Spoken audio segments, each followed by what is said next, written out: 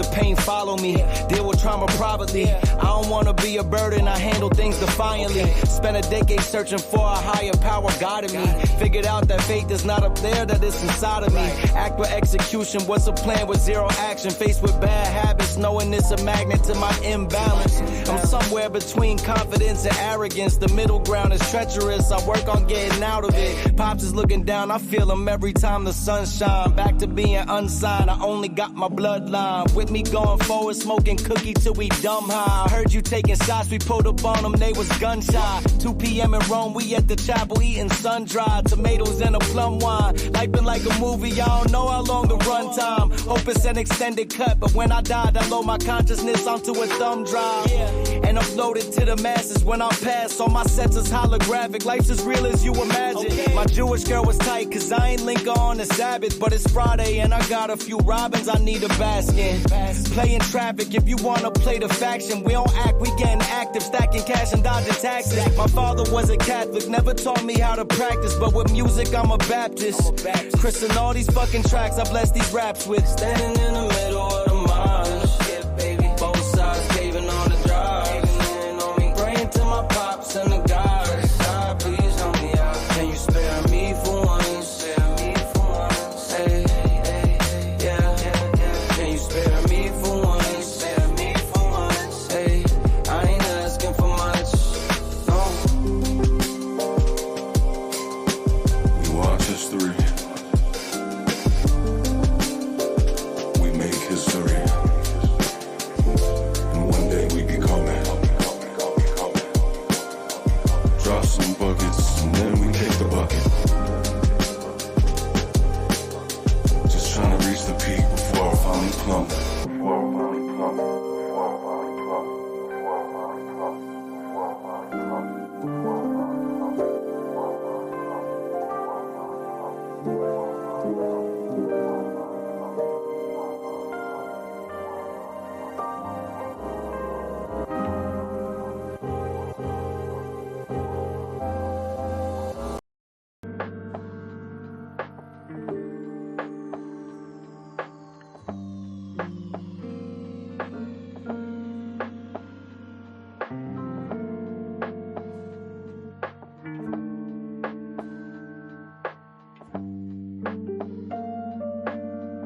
Hey, look.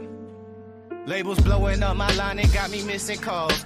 Told her you ain't gotta hit me till you licking balls. Feel like Xavier, baby, I be cooler than the mink weather. Make a Coke bottle, give me brains till I think better. Back up on my shit again, hanging out with Benjamin. Franklin got me stankin' in the Lincoln, talking dividends. Look at what we did again. Brought the water dipping in. Down in Texas on them elbows where your digits been. All these niggas pussy, I can smell it through the audio. Lapping everybody, got me working on my cardio. Party over daddy home, creeping out the caddy comb. Straight from underground, I got these motherfuckers Maddie on. I been kick pushing on my grind since the pro skate. I don't fuck with niggas, you would figure that I'm pro hate. Chillin' in the cut like a scab, ready to peel niggas. You ain't gotta like it, I promise you gotta deal with us. Used to be friendly, I'm off that and I'm on business. All I've been seeing is flawed jewelry and fake digits. So when I tell them I'm the coldest, it ain't superstition. Every time you see me, you gon' find me in a new position, nigga.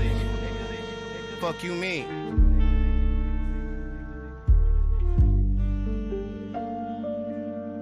Look, ain't had to tell them I'm the truth, I think they knew it. Don't like to talk about the shit, I like to do it. So while these other niggas hungry going through it, you see me thumbing through these hundreds, getting to it. Ain't had to tell them I'm the truth, I think they knew it. Don't like to talk about that shit, I like to do it. So while these other niggas hungry going through it, you see me thumbing through these hundreds, getting to it. I told her, fuck a fat ass, do you have meg knees? I'ma need that right after the head, please. Bet your bitch leave way before my bread leave. Got them Googling the caption, trying to see who said these. Tell these hateful motherfuckers I've been choosing love. It's the God, baby, tell me really who's above. These niggas watching, always talking what it used to was. Meanwhile, I'm raising up them digits like the Booster Club. I'm in my finest hour, hit the shower, fuck her for one. Doing push-ups, running laps around the comfortable ones. I be coolin', I be chillin', I be be fucking with fun, but check the trophy case. I can't find nothing you done, need Huxtable funds. Bitch, you either with it or you in the way. Making money been the play, ain't looking for no friend today. I just came to kindergarten, I do not intend to stay. Look you in the eyes and let you know that's what I meant to say. Had to tell them I'm the truth, I think they knew it. Don't like to talk about this shit, I like to do it. So while these other niggas hungry going through it, you see me thumbing through these hundreds, getting to it. Ain't had to tell them I'm the truth, I think they knew it. Don't like to talk about that shit, I like to do it. So while these other niggas hungry going through it, you see me thumbing through these hundreds, getting to it. Like so. Yeah, yeah. Yeah, yeah. Yeah. Like it or love it, it's double or nothing. You ain't getting money, the nigga you bugging. Damn ass fat, you know I'ma hug it. Lows by the truck, fuck up the budget. Cashing it in, damn I'm a bucket. OD, you know I overdoes it. If it ain't moolah, we cannot discuss it. Her name ain't Erica, she finna bust it. Her name ain't Mega, but yeah, she a stallion. The way that we dressin' ran out of Italian. New chain bustin', peep the medallion. Pour your own troubles out by the gallon. Her name ain't Lotta, but she from the south. Her name ain't Ruby, she got a big mouth. Putting it in, she sticking it out. Putting it in, she sticking it out. She like salsa, one in a hole. Just like a golfer, if you ain't leeching, what can you offer? Niggas ain't got it, they just be talkers. Niggas ain't got it, they just be talkers. They gon' tell you what you wanna hear. Yeah, put you in a nice pair. Best if you don't listen. All this shit on me, I'm making her wet. It's double line, they know we the set. They know we up next, that's why they upset. Diamonds on me, you know it's baguettes. Falling so hard, man, I need me a rap. If you ain't on time, then you getting left. Can't live in the past, ain't got no regrets. Ain't looking for love, just want me some sex. Like it or love it, still gotta respect it. How you in first, but you coming in second. They watching your next, so you gotta protect it. Running it up and we breaking the records. You gave us your last, you should've just kept it. Eyes on me as soon as I step in the eye on me. You know what I'm repping, it's eyes. So yeah, you know what we dressing. Our blessings is coming, they know that we destined. Like it or love it, they know how we coming. You send us the budget, send us the budget. She wanna suck in my hands on weed, she tell me don't touch it. What you doing? We bringing them vibes, they know we don't force it. Tell them don't rush us. Don't rush us at all. Hate us or love us, it really don't matter. Ain't holding no grudges. Like it or love it, it's double or nothing. You ain't getting money, the nigga you bugging. Damn ass fat, you know I'ma hug it. Lows by the truck, fuck up the budget. Cashing it in, damn I'm a bucket. OD, you know I overdoes it. If it ain't moolah, we cannot discuss it. Her name ain't Erica, she finna bust it. She want me to touch it, I'm making her cream. Like she a Russian, she for the team. She bring her cousins, I'm bringing my brothers. Now it's the scene and we are for being. Like it or love it, I had you just dub it. Ain't no in between, no in between. She for the streets, feeling so geek. She for the streets, feeling so geek. Like it or love it, they know how we coming. Just send us the budget, send us the budget. She wanna suck in my hands on weed, she tell me don't touch it. What you doing? We bringing them vibes, they know we don't force it. Tell them don't rush us. Don't rush us at all. Hate us or love us, it really don't matter. Ain't holding no grudges, no.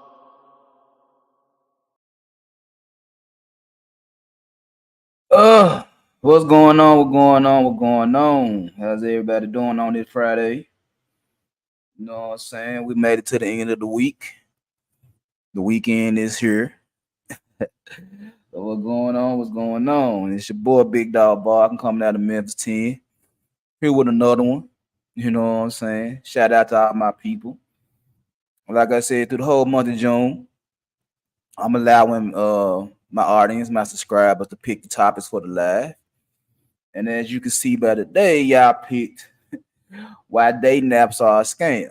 You know what I'm saying? The dark side of day naps. So I appreciate all those that vote. You know what I'm saying?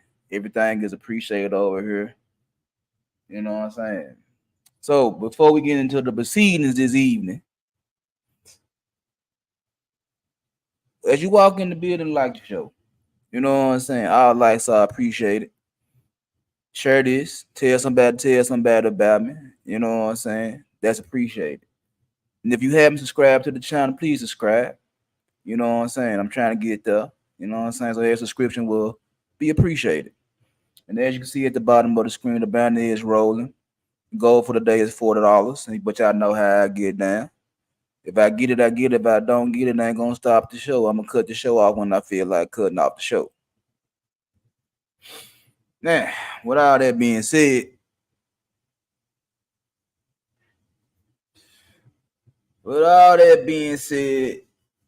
first of all, for those that watched the NBA Finals last night, man, is it just me or do Boston look like this was going to be a 4-0? You know what I'm saying? They're just going to sweep Dallas. Now, Don't get it twisted now. Luka is a bad man. You know what I'm saying? Kyrie, we all know what Kyrie about. Bottled up. I mean, Luka was gonna do what he was gonna do anyway. I think he ended with 30, 31, something like that. They ain't bad.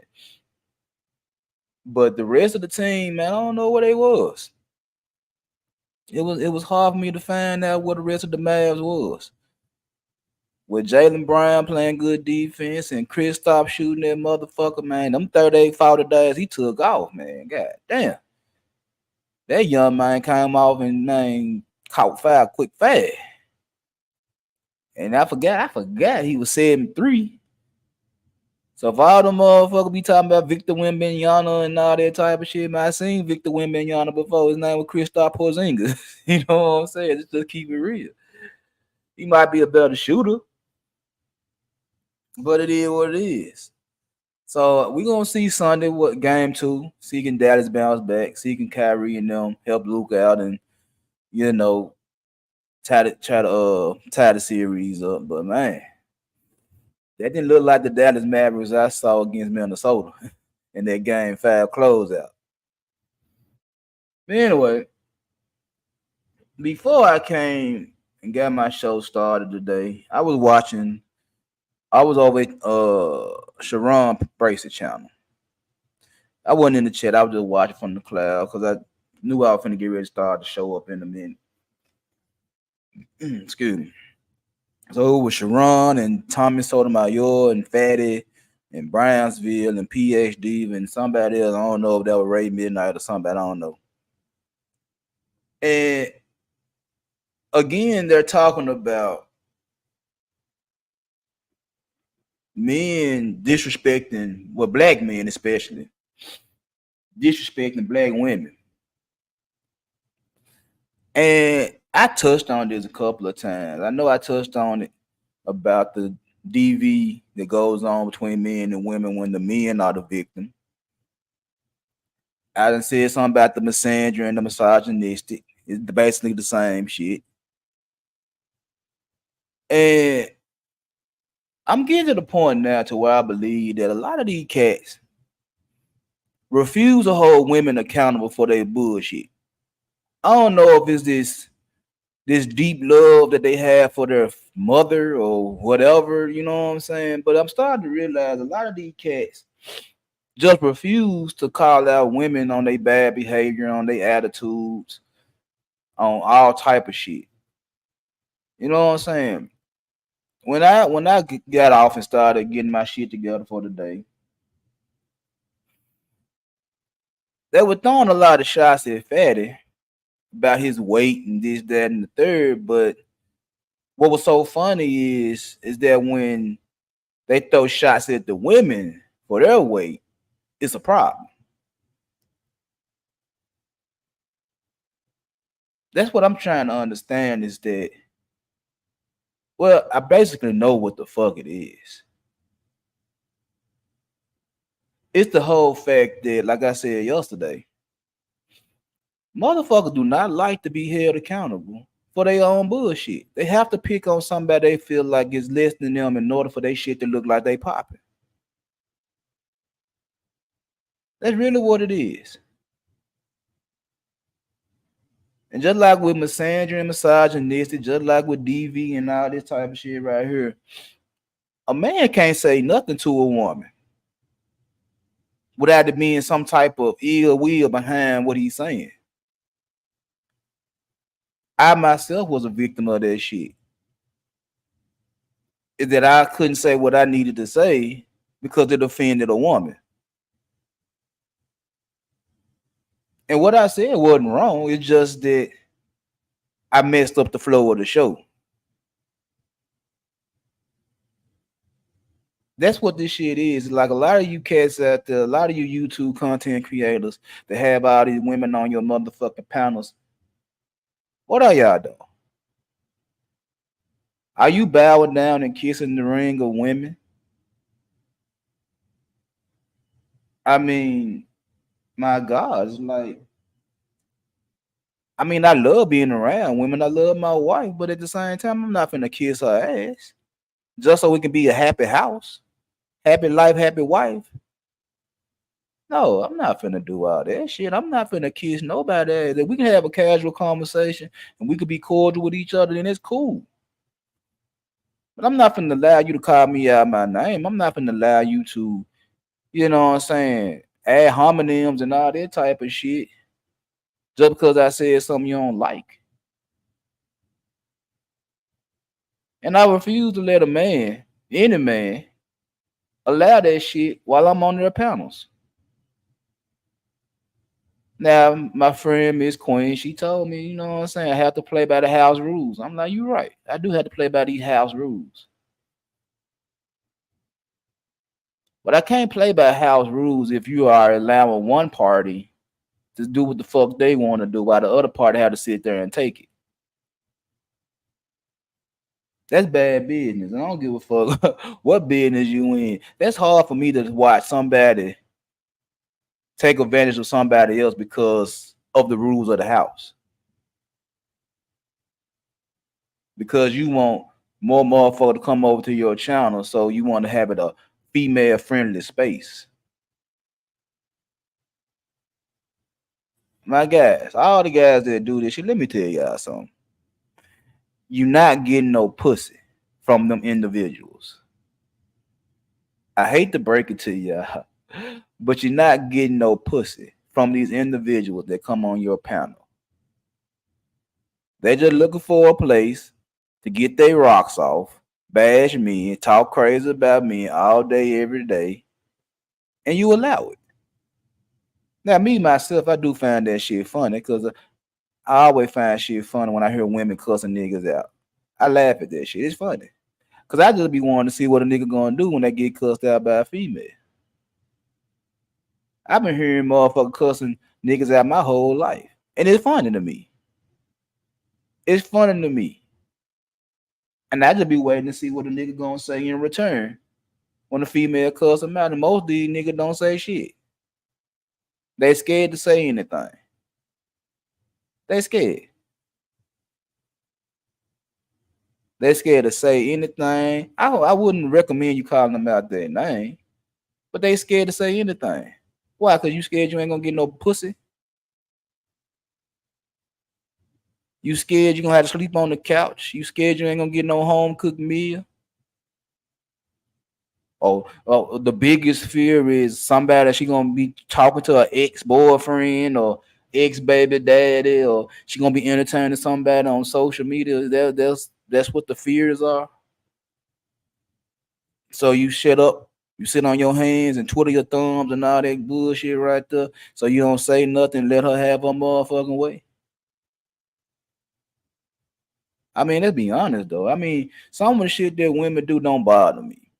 It ain't nothing for me to strike up an argument about. It ain't nothing for me to cuss them out or none shit like that. But some of that shit I let roll off my motherfucking back. Nah, it ain't no bother, no problem. But when it's a problem, I'm gonna say something, and I don't give a fuck how you feel when I say it. I don't care. Why should I care? You said it. You didn't give a fuck about my feelings when you said this, that, and the third. So why should I give a fuck about yours? See, that's the problem. That's the problem a lot of these men have. That they're so used to their shit that they won't retaliate.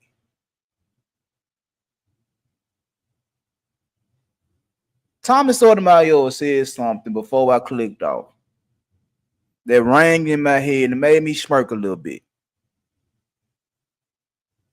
Niggas always heard niggas wasn't shit before they heard females wasn't shit. And you know who told the little boys that niggas wasn't shit? The same people that's swerving down that they getting hurt by these men. Ladies, you are literally putting this shit into these young men's head that we ain't shit. And then you send these boys out in the world with this mentality that niggas ain't shit. So now every time they approach a female and the female say something wrong, the boys be wrong when they retaliate. But you wasn't wrong when you called this boy ain't shit. You wasn't wrong when you called your son a nappy-headed nigga. You wasn't wrong when you said your son was fat. Whatever the case may be, whatever you called your son, your nephew, your little cousins, uncles, whatever the fuck you called the men in your life, students, co-workers, whatever the fuck, you do this shit. You throw that shit out there. You have this belief that niggas ain't shit. And then to turn around and be appalled when a nigga get on your motherfucking ass and cuss your ass out like I didn't deserve that. What makes you think the niggas deserve being called ain't shit? My mother was the first woman to call me a dog. My mother was the first woman to say I wasn't shit. You act like your daddy. My mama was the first one to take something away from me, to lie to me. I already know who this is. I ain't got to worry about it. Who it is? Hearing What's up, big dog? What's going on, sweetheart? How you doing? I'm doing great. It's my birthday. Oh, that right is your birthday. How old you in there? 22? 35, 22. I wish, baby. I start all over. That's what's up, boo. That's what's going on. You probably need a better brown or something like that. I don't want everything to be, I don't want everybody. It's just a shirt. It's just a shirt. I don't want everybody to get excited all of a sudden, you know what I'm saying? Like they ain't never seen titties before. Oh my God. But now, see your rant. You said your mama was the first one to call you a dog? Yeah. My mama was the first one to call me a bitch. See what I'm saying? So I'm just, this ain't the main topic. I'm just going into what I was seeing on Sharon's show was like, it's funny how men get criticized for talking crazy about women, but women talk crazy about niggas, no problem. Mm-hmm. So when it's women talking crazy about niggas and other females, it's allowed. Right? Right. But then when niggas clap back, we wrong. Would you like to elaborate, Tierney? Because I know you like starting shit everywhere you go. I ain't starting no shit. Okay. When y'all clap back, it looks effeminate. Okay. We expect y'all to hold your shit.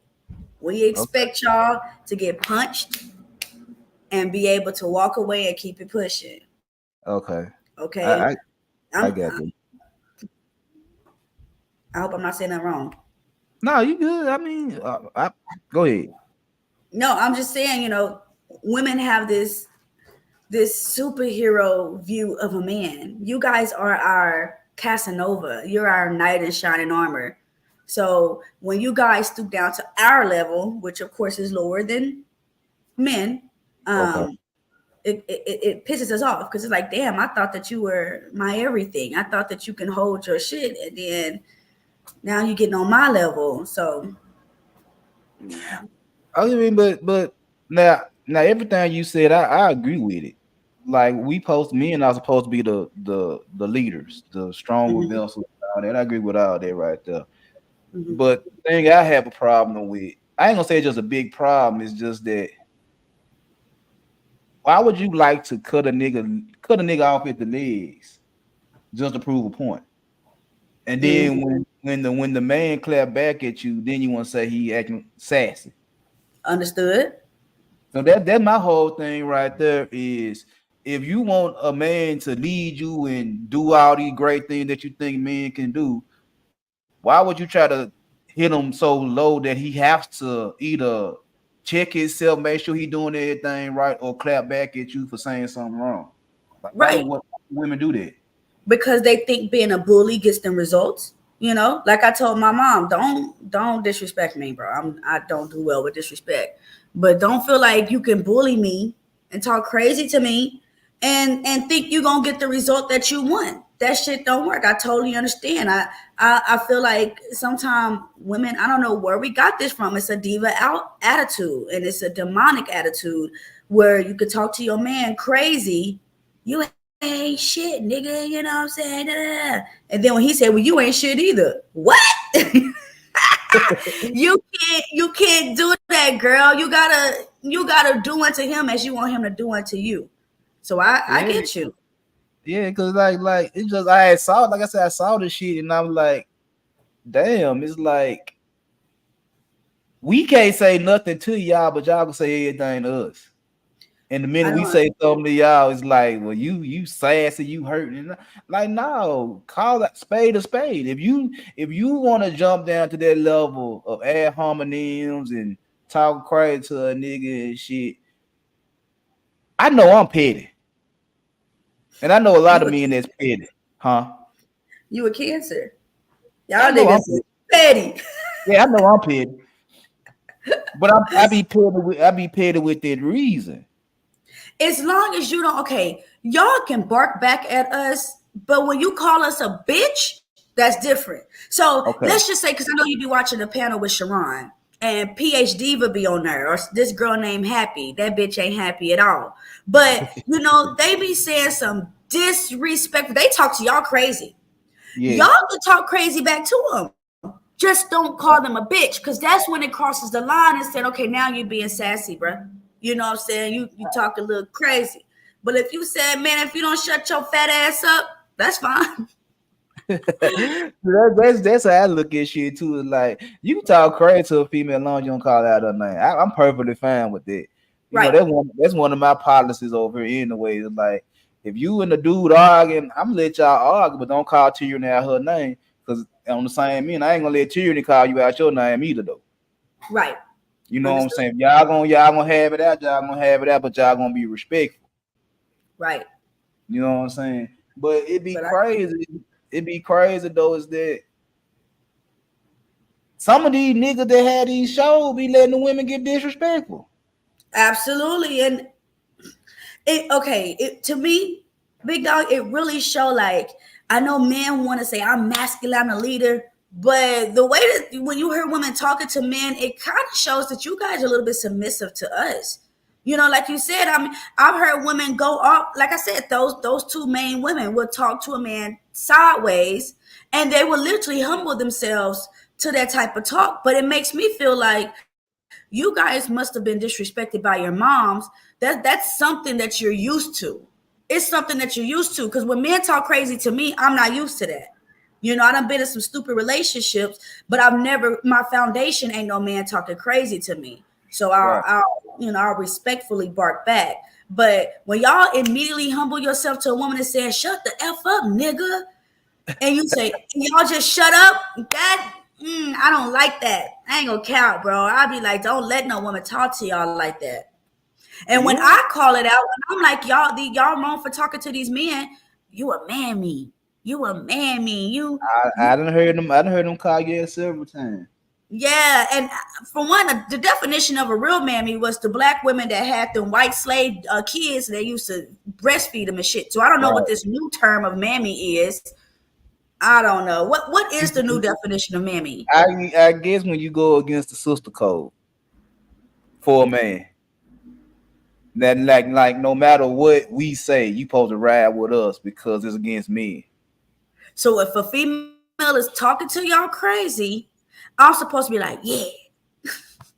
Yeah, you supposed to. I think that's what it is. I guess because like I said, me personally, yeah, that shit be irritating because you know what I'm saying. We can have like me and you. A lot of motherfuckers, they had a certain ideas about you. And I said, you know what, me and Tyranny cool. I don't give a fuck about none of that shit Tyranny do. Because when me and Tyranny talk, me and Tyranny, we have a good conversation. You know what I'm saying? Now y'all might be ready to cuss her ass out. Me on the other hand, I can sit down and talk to Tyranny. So I guess it might be the Yeah. difference in niggas. I don't know. Maybe. I mean, I guess men don't like, not all, of course, but I guess some men don't like it when, like, they got this thing in the Bible where it says a woman should teach. First off, that's not a commandment. That's come from one of the disciples. So I don't think that the Lord made a whole nother human being to say that she ain't able to say nothing. So some men, they feel like they're getting out of their masculinity. Oh my gosh, she's telling me something and I don't like it. I'm the man, so I want to say something. Bro, it's a conversation. It's a conversation. Chill. You know what But I'm saying? But watch this, though, Tierney. They'll tell you that on one end, but tell you that you need to be in house with the kids so you can raise the kids. What are you doing at the house but teaching the kids certain things? Exactly. And I have sons and I have daughters. So Right. I'm able to raise my children, but I'm not able to take that same wisdom and knowledge to you as an older person. I don't get it. I And don't I get it. feel you. I feel you because like when I be talking to my wife, I shoot shit by my wife to see how she feel about some shit. And she'll tell me this, that, the third, but I always like, well, I'm still gonna make my decision. I'm gonna take what you told me into consideration, and I'm still Mhm. gonna make my decision. So I might alter a decision. I might cut this shit off because I sit back and think like, nah, it ain't worth my wife right. It ain't worth doing this, that, and the third. So I'm gonna take advice from my woman. You know Mhm. what I'm saying? Now, Yeah. and then if she knows some shit that I don't know, then I'm gonna fall back and let her take the lead. Mhm. Cause Right. my pride ain't that big to sit there and say, well, she know the shit, but I'm gonna run the show. Like, nah, she know the shit. I'm gonna let her put the shit in motion, and I'm gonna help when needed. I'm not gonna Right. try to take over the show because I'm the man. Right. You And know what I'm saying? that's a form of being humble. But a lot of men don't have that. They don't. It's actually that's a badge of honor to have the badge of being humble. So just because you're 40 doesn't make you a man. I think what makes you a woman a man is mental. Because you could be a 40-year-old man still sagging, still out here trying to get hoes. Saying you can still have that childlike mentality. But when you're able to say, "Man, I'm chill. I'm finna shut the fuck up. I ain't about to be out here in the streets ripping and running and trying to get all this ass when I got some." It's a lot that makes you like. My daughter gonna ask me the other day, "Mommy, am I a woman?" No, ma'am. You're four. You're not You a even a little, teenager yet. you still a young lady. You're a young girl. Yeah, yeah. Don't rush to be no woman Don't because rush it's me, shit. no. Exactly. It's shit that we got to go through. It's more than just makeup, boobs, ass that makes you, boy, please. Yeah. Yeah, But you're right. yeah, a lot of these, I don't know why people feel some type of way about me on these panels. I just come up here and I feel like I'm one of the most honest women that come up here. Because a lot of these women that y'all hear, they be lying, they be bullshitting, or they'll give y'all that pick me vibe, yeah, I, he's right. I And think this, that's what it is with you is that you don't sugarcoat shit. right. You go on out and tell the motherfucker truth, and then however you feel about it is how you feel about it. But I'm tell you the truth. Right. And we can talk about it. This is how people should be. Should be open. Like you was talking about earlier, a woman can't expect you to talk crazy. You not talk crazy back. Bro, like I should be able to say something to you and you just have an open conversation about it. But like you said, you tell a lot of women, how you feel, and they get in their feelings and they want to curse you out and start going crazy. No, you can't do this. Have an open conversation. Then let's agree to disagree. That's what I love about my fiance, bro. We can talk about anything. Like whenever I start talking to a man, I show them, hey, I do YouTube stuff.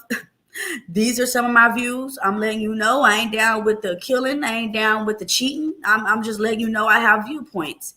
And if Right, we can conversate, great relationship. But if you want to argue about everything, that's just not gonna work. That's just not right, gonna right. work. I can't Yeah, argue. I can't do the argue, bro. I can't.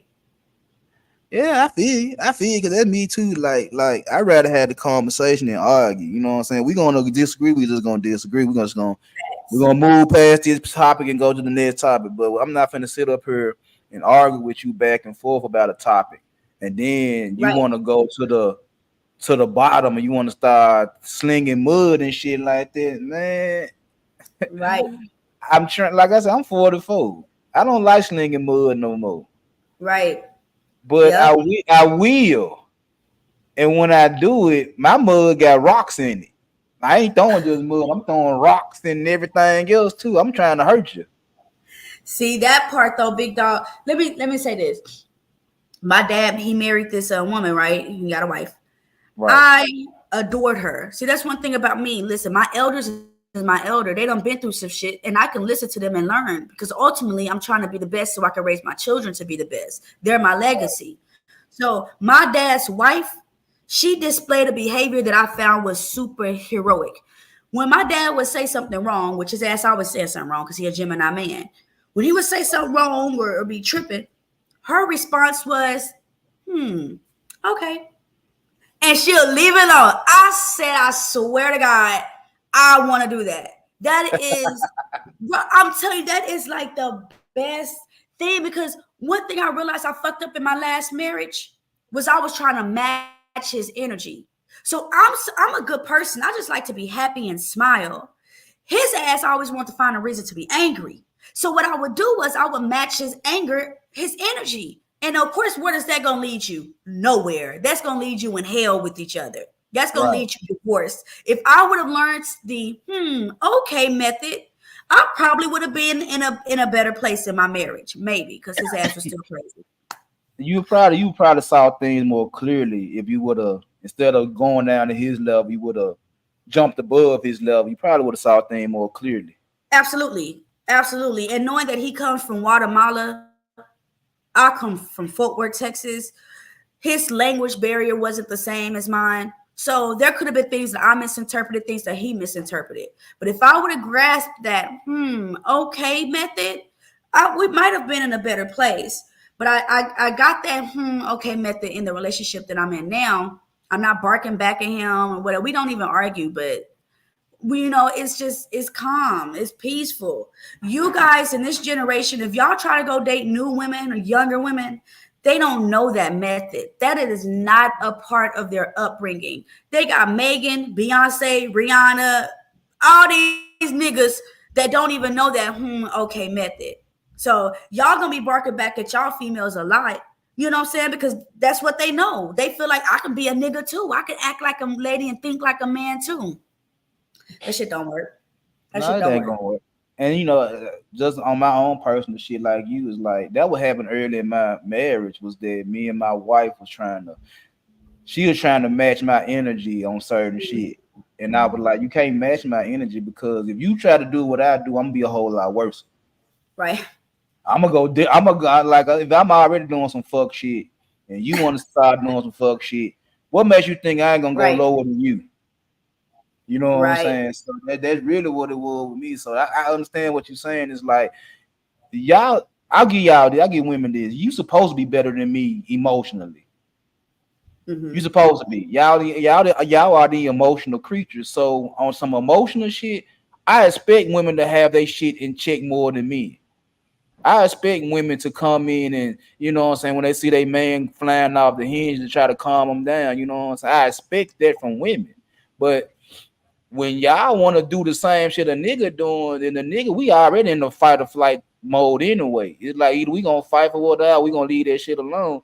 And you supposed to be the woman that comfort me, you know what I'm saying, rub my back when the word done told me down. You supposed to be all that type of shit. Now you wanna match energy with me when I'm fucked up. You want to be fucked up too. That's what we learned though. That's what we learned on music, TV. That's what we learned. Anything you can do, I could do better. I could do anything better than you. You know what I'm saying? That's what we learned. We didn't learn that, hey, baby girl, you're supposed to be the Holy Spirit. That's what you're supposed to be. And that takes a lot to be as well. It's easier to bark back.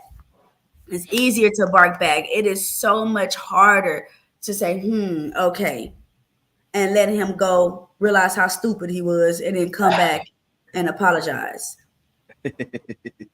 Telling you. Yeah, me can be stupid. I am included in that. I have been stupid in my life, so I ain't gonna say it. But you know what I'm saying? It just like I said, it was just it irked me. That's all that shit is. It's like it irks me to see men bow down to women in order to say, it's like if a woman say something crazy on the panel to a man, don't hold the man accountable for what he say. Put the woman in check. She started it. She said something first. But instead of you saying something to the woman first, you want to say something to the man that retaliates. Say, "Oh, well, you out your masculine frame." Well, I would check the chick. Put her back in her feminine frame. But now they are allowed to say this. Go ahead. But they don't. That's the job of another woman to do. I feel like a man can't be like, nah, you out of your femininity, because she gonna keep barking at you. But if a woman came up there and said, baby girl, come on, why we doing that? Why we talking crazy? You know, that I think that's a woman's place to do. A man ain't gonna really be able to tell a woman that you out of your femininity. We gonna find that as disrespectful. But that I mean, goes, but that goes back to what you just said, though. If a woman go up there and try to put them in check, then they're gonna call them a pick me or a mammy. I don't give a fuck what they call me. I mean, at the end of the day, I gotta let sis know you out of line, sis. Chill. Yeah, you're gonna have your haters. Like, you know, we know, especially Florida. Now, first off, you can't call me nothing and you look the way you look. That's my intake. You better be pretty, try to come and tell me anything, because then I'm gonna get on your ass. But you know, a lot of these females that ain't got nothing are the ones that's gonna quickly say you a mammy.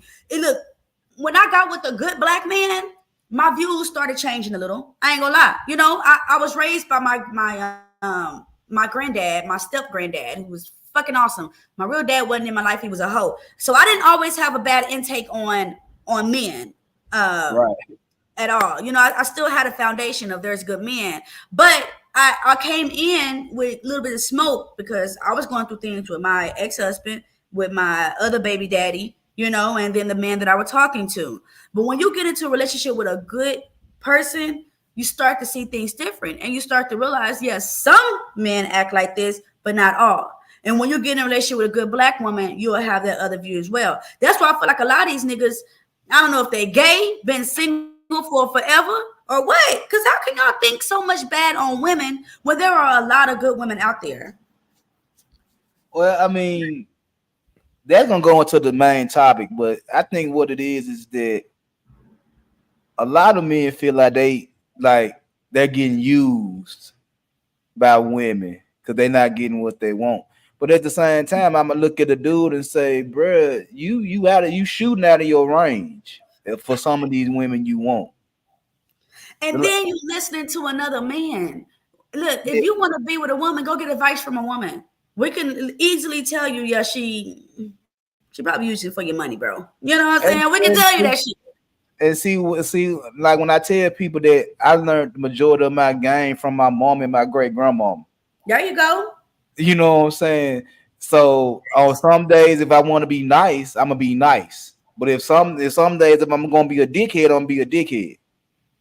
But because I learned everything from them two women, it's like even when I'm a dickhead, you like me being a dickhead. Yeah, sometimes we love assholes. I ain't gonna count. Yeah. So that, like I said, that's one of the things my wife loves. My wife loves. She'll tell, "Oh, my husband's so smart. You can put him in any conversation. He'll have a good conversation with you. But then at the same time, that nigga asshole." So just by hearing my wife saying and my daughter say it, and a lot of other women in my family say that shit, I'm like, yeah, that's the truth. Cause like if I'm nice, I'm nice. Yeah. But if I'm on my shit, I'm on my shit. Yeah, and we don't like that sensitive shit all the time. Honestly, we want y'all to talk a little shit, to talk shit to me. Tell them, babe, shut the fuck up sometime. That's fine with me. I don't mind. You know, see, that me right there. Cause I be doing something for my wife, and then she'll say something like she'll be on the phone while I'm doing something for her, talking big shit on the phone to whoever she talked. Well, shit, you shut the fuck up. You do this goddamn shit. Then I gonna sit my head down somewhere. Fuck you. And then they be laughing and shit. They be like, that man right there crazy. I'm like, shit, she talking shit. I'm gonna let her fix this motherfucker. Shit. I ain't got time. I'm gonna go play the game. Shit, fuck this shit. See, you and your wife, y'all been together for centuries. Me and my dude, we be together for a year next month. Well, I'm glad. We still learn each other. But is he black or what was he black? He's black. Okay. I did a stream with him last stream. And he was on. I don't know if I caught that. I don't know if I caught that, but okay. I know he's black. We came from the same city. Okay, that's what's up. That's what I mean. Like I said before when you told me, I'm happy for you. You know what I'm saying? I'm happy that you found somebody that you can try to grow with, take care of them kids with and shit. You smiling more. I know that much. You ain't as aggressive as you once was. So apparently he doing because I try not to be in front of him. Yeah, I try not to be in front of him. Like I don't like to do my lives when he's here because I want to get crunk sometimes. Y'all niggas get on my damn nerves. You know what? I be like that too when I do my shit. Like I try to do my shit when my wife ain't here because I'm like, Right. shit, I gotta get more comfortable when she ain't here. Right. Right. I don't want, but I'm gonna say this, big dog. You know, so my dude is not perfect. I mean, he's great. He's a great guy, but you know, he has a background. He has a baby mama. You know, one kid. You know, Okay. he didn't have anything when I met him. He Right. didn't have nothing. So when these women say, I want a man with 100K, you might get a different type of man then, because my man is really humble and he loves me because I was able to take him from damn near ground zero, and look at him now. He's doing great. Got it, about to get his CDL license, you know, has a great job with Amazon. You know, his baby mama stopped tripping, let him see the kid. You know what I'm saying? He wasn't bringing in much money, but he about to start bringing in that money now. Like, I mean, he just appreciates the fact that I was able to work with him from ground zero to where he is now. So, I mean, I that's why I say I kind of feel like I had a what is it? What is I used to say? I had a diamond in the rough. You know, Okay. sometimes you know you gotta find a diamond in the rough to get what you want. But Yeah. I'm super happy. We're engaged now. Got our baby girl. That's You know. what's up. But like you said, speaking on that diamond and the rough shit, it's Mm-hmm. like I tell men that all the time is that you never know what type of female you can find. If you just keep looking in the same places, you're gonna keep getting the same results. Sometimes you Results. might have to change up what you're looking for the women that to get the results you want. So Yep. like you said, you found this man, he was down there at ground zero, but now y'all got a baby, y'all finna get married, he got a job, he finna get a CDL. You know, Yes. like yeah, you know, you probably changed up your aim, you know what I'm saying, and went somewhere else and found somebody that you feel is Right. compatible with you. You know what I'm saying? Absolutely. And he came when I wasn't looking. That's a lot of things. A lot of people go when y'all go looking, you're looking for something specific. So it's you're damn near might not even find it. But when I met him when he was at work, and I could have went off of where he worked. You know, I could have did that, or his hair ain't cut right. I could have went off of that. But what I said was, instead of me looking at the glass half empty, let me look at it half full. At least I see that he likes to work and he will get a job. At least I see that he is paying his child support. At least I see that he loves his mom, which means he gonna have respect for you. I was able to see the positive things in someone. But a lot of these men, oh, she got a kid, don't date her. Oh, you know, she don't have no money, don't be with her. A lot of these people gonna be single forever because they're being shallow. Well, even on that shit, it's like when niggas be saying, don't get with no baby mama. I be like, bro, what's wrong with baby mamas? I don't know. I That's don't. what I know. That like I know when I was younger, my mama told me if I was going to mess with a woman with a baby, the baby is part of the package. And I said, Mhm. okay, cool. So she told me if that's what you choose to do, then just know that that baby come with that one. I'm like, yeah, all right, cool. That's understandable because that's something that's somebody that she have to take care of, that she got to make sure is staying out of trouble and whatever the case may be outside of me. Right. You know what Right. I'm saying? So I have to understand is that when I'm dealing with this woman, that child come before me. Right. And that's okay because That's okay.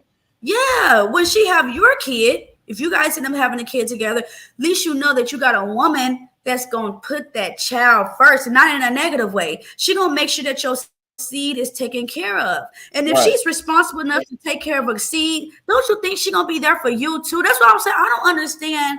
Look, I'm real. I'm not gonna tell you to be with someone that I don't see no benefit from. But I don't see nothing wrong with dating a woman with children or a child.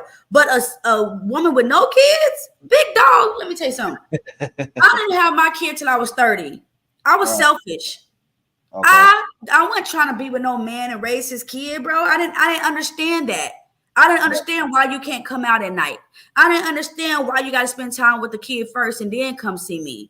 You know, why you can't just bring the kid over here. I didn't understand that. So I had this selfish mentality. So when these men want to go get with women with no kids, y'all, I mean, I don't know. And especially after 30, bitch, what you doing? You been fucking for 15 years. Ain't nobody planning no baby in you. Like, I'm sorry. I know everybody ain't wrapping up. Stop fucking with me. But if a man ain't even seen that you worthy enough to give him his seed, I feel like that is a negative. That's just me. Well, Childish women are for the streets. Fuck you, mean. That's how I feel. see, my thing is, I can't nut up inside every female. What? Nah, I'm just saying, as a man, What? you not supposed to run up in every female raw, Terry. You know that. Y'all. Okay. I'm just saying, So Tyranny. Okay. I said you're not supposed to, as a man. You're not supposed to. Now, Okay. you got a plenty of niggas that would do it without one. They gonna give a fuck. But again, you know this bitch. I mean, excuse me, my bad. You know this little joint ain't worth a damn. That's a piece of shit. Why would you run up inside her raw? And you know she a piece of shit. Why would you do that as a man? Explain that to you. Cause you must feel like the coochie is good. You don't. Let me tell you something, bro. My third kid by my best friend from high school. Yeah. We had a condom on, and that nigga said he couldn't feel nothing, so he took it off in the middle of us having sex, and I ain't even know. You niggas do stupid shit. And next thing I know, I took the plan B 3 days later. It was too goddamn late. My son came.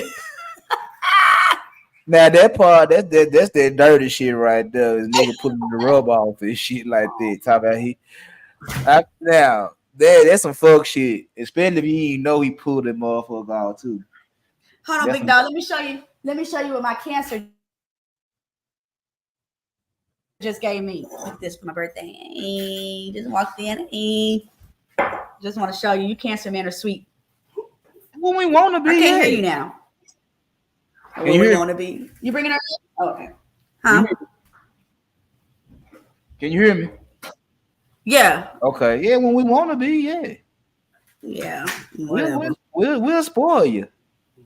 When we want to spoil you. We'll spoil you. You know what I'm saying? We'll do all that nice shit for you. Just don't piss us off. And if we piss you off, what you gonna do, big dog? You gonna say, okay. It depends on the severity of the violation. Because like one thing I can always say, since me and my wife been together, I never called out her name. I never put my hands on her. Now, what I will usually do is, if I'm mad, I leave. Let me go get some fresh air. Let me go breathe. Let me calm the fuck down before I do something I'm gonna regret later on. So I would used to go out, probably take a ride. I walk, depending on where we were staying at. I walk around the park or some shit like that. Just walk and sit down and trying to clear my mind up and shit like that. If she did something minor, I'm like, man, fuck you. Going on about your business. You know what I'm saying? So it all depends on the severity of the violation. But I ain't never gonna call out her name. I ain't gonna never put my hands on. Well, that's good. That's good, and that's good. And I feel like as long as you're not putting your hand, well, we know you used to be a hoe. You used to cheat. I would have to leave your ass. But if you're not putting your hands on her, and for me, if you're not cheating, we can work out anything. We can work out anything. Your wife was able to stick through, so you wouldn't put your hands on her, calling her a bitch. I mean, you guys can work out anything, and that's beautiful. Even when I was doing that bullshit, it was more. That was my truth. That was my emotions out of anything. It's like it's just like you said. We got together early, and I didn't know how it was. Just being with one female and trying to be in a relationship, committed relationship, and when bullshit come up, I ain't know how to really handle problems in the correct manner. So the best thing I could have did was what I was doing. It was like, this gonna solve my problems if I go do X, Y, and Z. And you know what? I feel like it might not be right. I'm just thinking as a mother. If I was telling my son, you just a dog, then I think when he get older, that's what he's gonna resort to. I feel like it. I feel like if I was to tell my son, you're just such a Prince Charming. You're just a Prince Charming. I feel like he'll grow up with that mentality, but What Like we when put my in our kids. Mm-hmm. like when my mama first called me a dog, I was about 15 years old when she Mm-hmm. first called me a dog. And what it was that me and the little girl I would talk to, we had broke up, and I wasn't heartbroken. I was just kind of frustrated because I used to go to her house every day and get some pussy, and we broke up. And I was around the house. I wasn't like I said, I wasn't heartbroken. I was just like, damn, I can't get that pussy no more. You know what I'm saying? Oh And my God. my mama saw me and she was like, boy, you gonna get some more pussy. And I'm like, what are you talking about? She like, nigga, you think I'm a damn fool? I know you going out this house going to fuck that little girl and all that type of shit and come back and act like you ain't did nothing. I'm like, she like, I ain't no goddamn fool. I see it in your face. You be Oh getting some my pussy. God. She like, you ain't nothing but a little bit dog. You'll be all right. Now My she used to call me, she called me a puppy then. As I got older, she started calling me. That was the whole big dog she came from my mama, really. Oh, wow. Oh my God. My dude over here laughing at you. I Yeah, know. like I said, she used to call me a puppy, and then when I got grown, that's what the big dog shit She started used to coming. call you a puppy. And you Call me a puppy. and you had to graduate yourself to big dog. Yeah, Yeah. she was always saying that if you ever go to college, I already know you're gonna be a cute dog when you go to college. I'm like, why you say that? She like, I can see the nasty shit in your motherfucking ass. I'm like, God damn, I woman. know, like, damn, mama, you don't see no good in me? Shit. Man, she did though. It was just that Let's talk to her she shit. thought, yeah, she just thought I was gonna be Yeah. a good period. And she was like, Guess nah, she that's wasn't wrong. something wrong with that boy right there. That man right there crazy. I guess she wasn't wrong. She wasn't wrong. Cause she was always like she would always like I said, for my punishment, she was always making me read books for when I got in trouble. Yeah, that's me too. Yeah, so every time I get I'll in read the trouble book. in school or outside or whatever, my punishment like here. She gave me this blue crate full of books. It was just different types of books. She like read your books. And at first I didn't want to read them, and then I just started reading because like I shit, I was getting in trouble so much. I'm like shit, with my credit, I go read another book.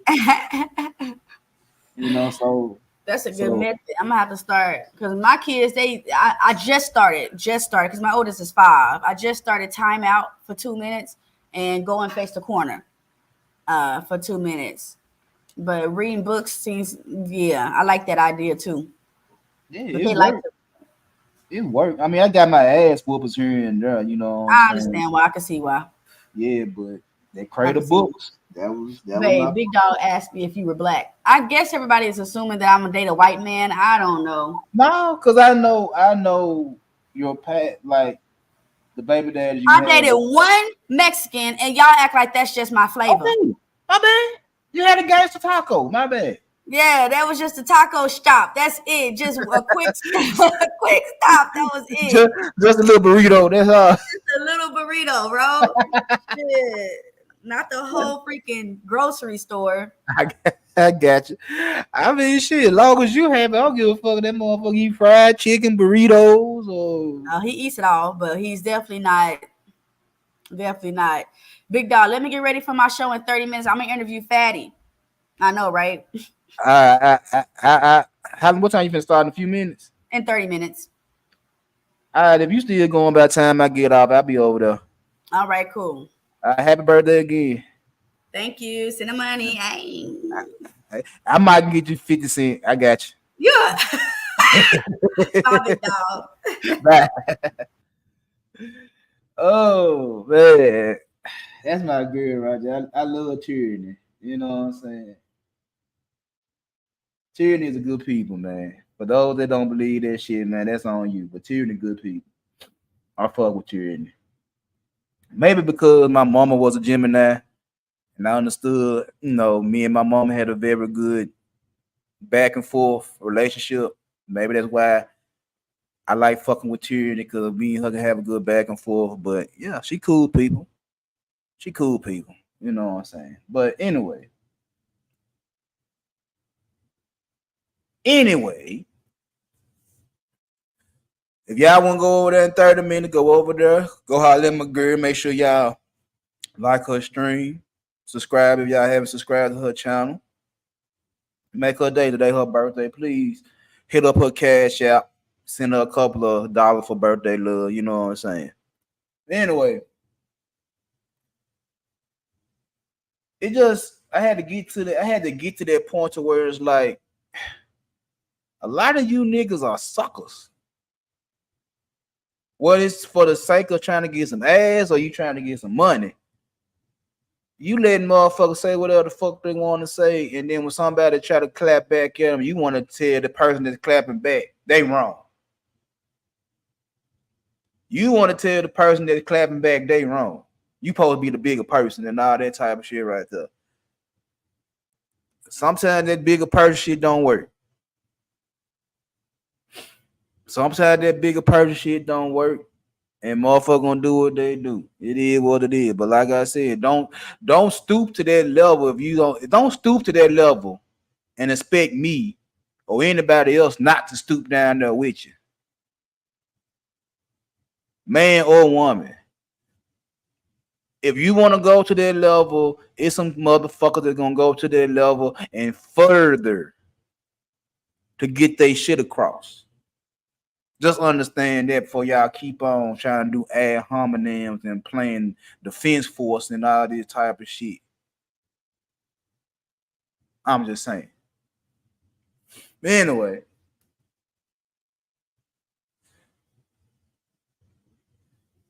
Let me get into the main topic.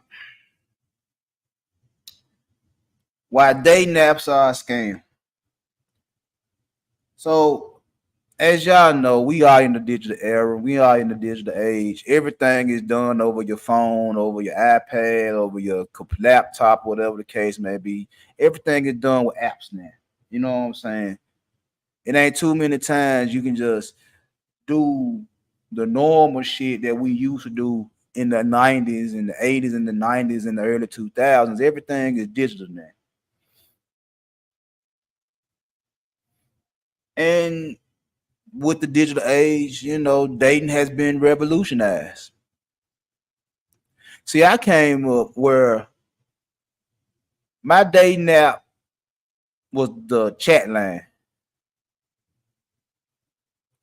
All you could hear was a voice. You call a number and you go through the messages and shit like that. If you like what you heard, you said something. If you didn't like, you go to the next one. Basically like Tinder and all these other apps and shit like that. That was our dating app. You get on that motherfucker late night, 12, 1, 2 o'clock in the morning, see you on there. Try to match up with somebody, and hopefully you might get you some before the sun come up. I did a couple of times, you know what I'm saying? They wasn't the ugliest, but they wasn't the prettiest either. But hey, when you a young nigga trying to get your dick wet, you just add notches on your belt. But before the chat line, you actually had to go out and talk to girls, whether it was at school, whether it was at the mall, whether it was in the neighborhood. You literally had to hone your skills everywhere you went when you wanted to talk to girls. That's why I take so much pride in my conversation, is because I learned how to talk over time. From being a 12-year-old to where I'm at now, it took a lot of time to get my conversation to where it's at, to where I damn near can't miss if I'm really trying to get at a female. But with the revolution, with the progression, I ain't finna sit up here and stutter for you motherfuckers. But with the progression of the digital era and apps, become the dating apps. Tinder, Bumble, Plenty of Fish, Grinder. I can go on and on and on and on and on. There's so many of them. It's so many of them. I don't be on dating apps. I ain't been on a dating app, period. I don't know nothing about them. I just know that's where everybody going for their hookups. Like they really trying to find love on a dating app. Now, don't get it twisted. Some people do find their soulmate on a dating app. Just by me and my wife watching House Hunters and a lot of HGTV and shit like that. We see people on there that met online and been together for years, have kids and all that type of shit. Then there's also a show she watches now. I can't think of the name of it, Never Ever Met or some shit like that, where these motherfuckers they first time meeting in person. And she starting to see that some of these folk chemistry ain't matching. But they got all this conversation over live streams and this, that, and the third FaceTimes and shit like that. But now they face to face to each other and there's no sparks.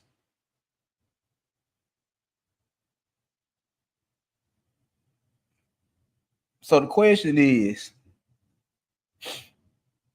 do dating apps really help? Or do dating apps hurt? Are dating apps giving y'all the results y'all really want? Or are dating apps fucking you up even more?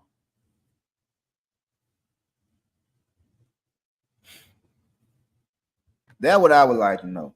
I think I've done something about dating apps once before. So I'm just gonna do it again.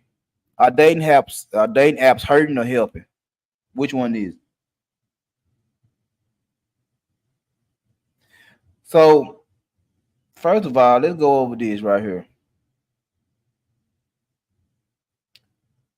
Dating apps create a more superficial mindset than regular dating.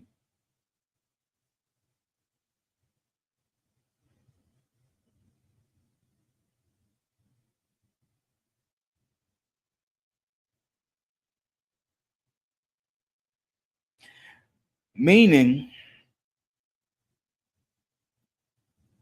the best looking man, the best looking woman,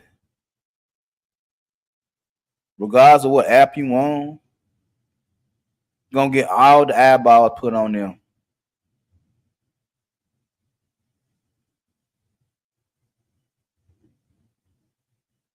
All the best looking men and best looking women gonna have all the eyeballs on them, which leads to a lot of objectification, sexualization. You putting these men and women on a higher pedestal than they need to be on because of facial features, because of their body type, because of their skin color, their height. You're putting these certain men and women on these pedestals. You call them Greek goddesses and goddesses, gods and goddesses. That's what y'all doing when y'all be on these apps.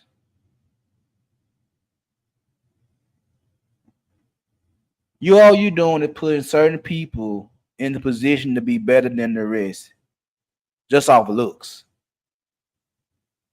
just off height, weight. You feel like these people are the best of the best because of how they look. You don't care about their background. You don't care about their mental state. You don't care about their emotional intelligence. You don't care about their pockets. You don't care about none of that. All you care about is that he looked better than the last dude I swiped on. She looked better than the last female I swiped on. And it's so many motherfuckers trying to get up with her. It's so many motherfuckers trying to get up with him.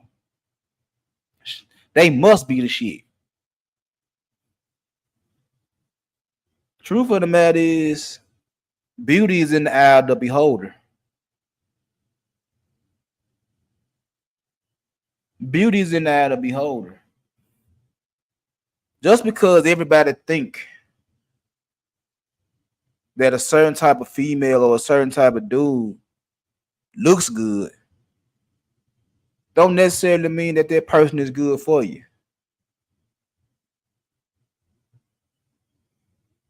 Just because Lil Mama look good, don't mean she the best option. Cause like I was saying on my last live, is that on a scale of 1 to 10, I give out no 10s. And I don't just judge off of looks. Looks have something to do with it, but not the main characteristic, not the main thing. That's not the main priority. It's a whole lot of other factors going into the rankings I give females. Looks just a part of it, and not the most part. See, I was always taught that to go after the people that like me. Go after the girls that like me. Be friends with the people that want to be friends with me. Don't try to be with a motherfucker that everybody trying to be with.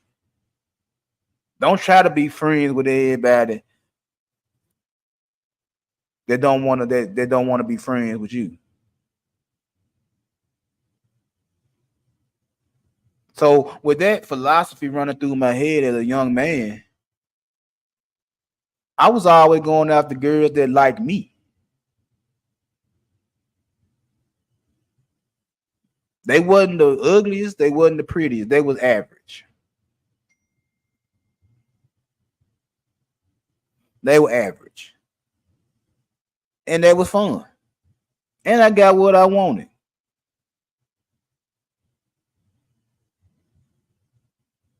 But when we sitting up here and we call it swiping right, swiping left, swiping right, swiping left, in hopes of finding the most beautiful woman on there, the most handsome man on there, chances are you're not going to get that person. Yeah, you can prop them up. You can talk about how beautiful she is, how handsome she is. Yeah, you can prop them up. But are they going to choose you? Are they going to choose you after all this blowing smoke up their ass, talking about how fine they is and did that and the third? Are they going to choose you?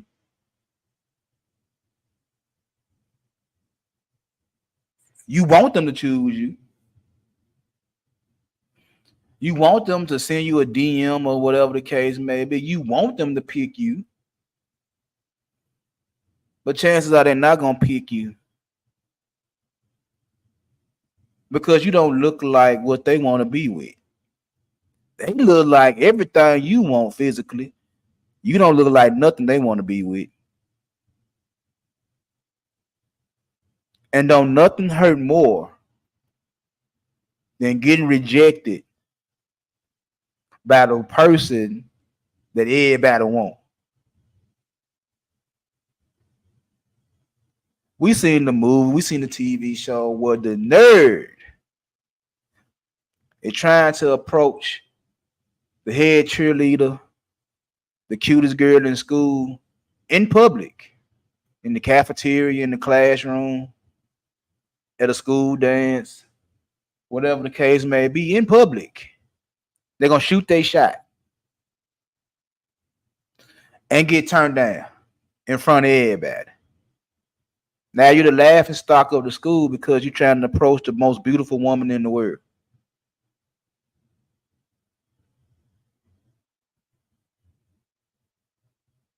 What you going to do then? Are you going to sit and suck because you got turned down? Or are you going to go out there and try your luck? Because a lot of times in these movies and TV shows, the one that the man, the nerd need to fuck with is sitting right by him. In his circle already, in his group already.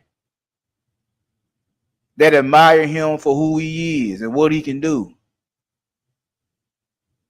Damn near worship the ground he walk on. And he overlooks them because he sees something more beautiful that he think is more precious than gold. And the one that really gonna fuck with him sitting right next to him. And he ain't paying her no attention. Oh yeah, it happens with the nerds, just like it happens with everybody else. You can put somebody on a pedestal and not know that the person that really fuck with you is sitting right next to you. It's gonna take that person you put on the pedestal to shoot your ass down a couple of times and let you go through some type of heartache before you realize that the man or the woman that you really needed was standing right next to you the whole time. Just be hopeful that it ain't too late for you to grab hold of them after chasing after the most beautiful, most handsome all day, every day. Just hope that you can still catch hold of them and somebody else didn't see the value in that person that been sitting next to you the whole time.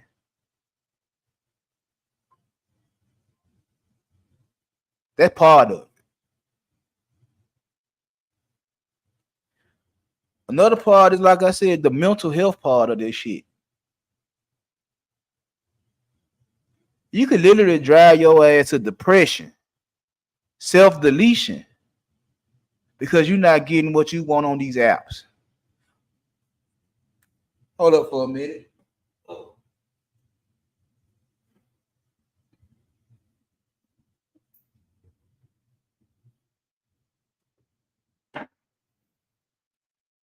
You can literally drive yourself to depression, self-deletion, bulimia, all type of addictions,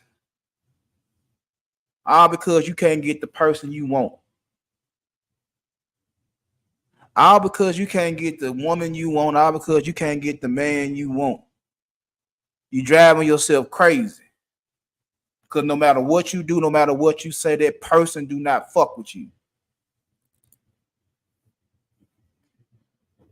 That person don't even know you exist.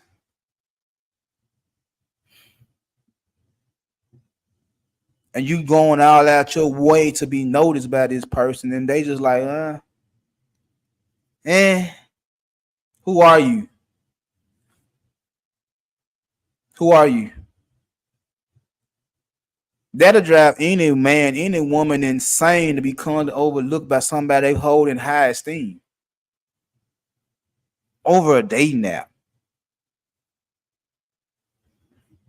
Somebody you don't know in person, somebody you want to know, somebody you want to know better.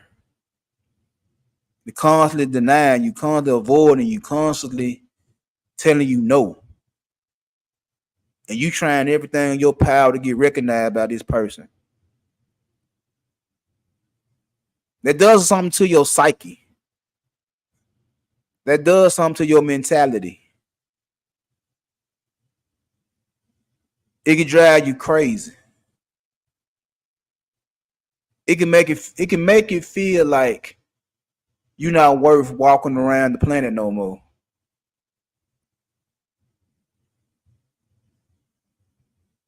It does something to you.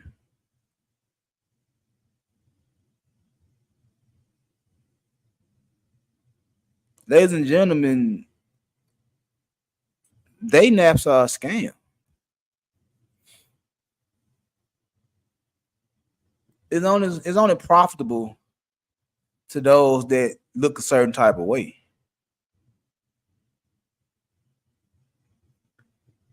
It's only profitable to those that will constantly spend money to upgrade their profiles or whatever the case may be, while simultaneously being neglected and rejected by people on these apps.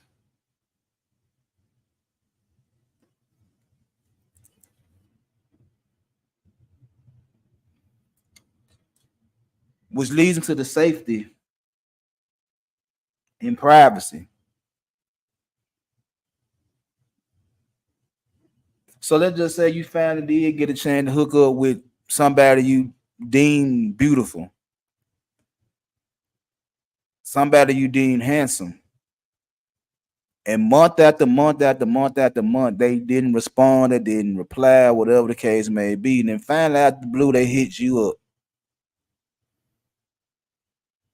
They hit you up. Are you gonna be on your best behavior when you finally get a chance to meet this person in real life?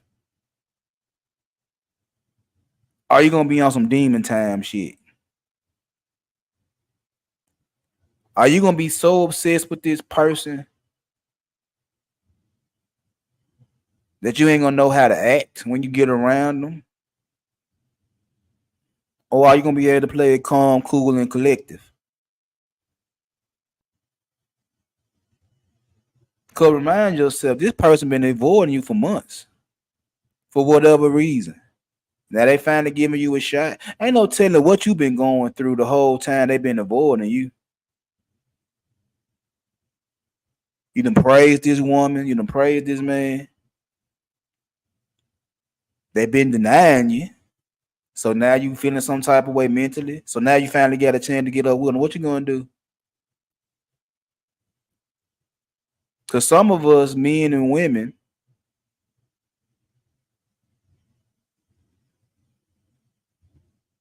we'll do some dangerous shit to a motherfucker just off the strength of being avoided. Just being off the strength of being neglected and rejected. We'll do somebody wrong that we feel like should have did us right. I mean, we see it all day with we'll cuss each other out just for the simple fact that we believe that men doing women wrong and women doing men wrong. We'll cuss each other out all motherfucking day. I seen a couple of videos and shit on social media where women literally trying to run over men with cars. Men bragging about hitting women in the mouth and shit like that. But then I always be complaining about they can't find no good women, they can't find no good men. That's because you always putting somebody's safety in hand. You always trying to do something to somebody. If they say something you don't like, if they do something you don't like, you want to go to the extreme and handle the problem. And these are people that's in relationships. So you can imagine there's a single man or a single woman that been constantly rejected by somebody they find beautiful and handsome. When they finally get a chance to get up with them, how you gonna act? How you gonna take it? If they don't want to do what you want to do, they don't want to go where you want to go. Are you gonna force it down their throat, or you gonna change plans? Like, what are you going to do to make sure you and this person leave out these situations safely?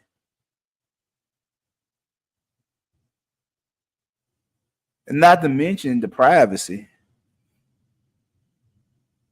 Like, are you really gonna put all the information out there if they tell you something you don't like? Are you really gonna dox somebody because y'all had a disagreement? Is it really that serious? In my personal opinion, it's not that serious, but you got a lot of people that think otherwise. You got a lot of people that think that I have to go to the extreme because of what happened between me and them. And sometimes it be a minor miscommunication. And now you got blue lights and FBI trucks at your house for some bullshit because you hurt.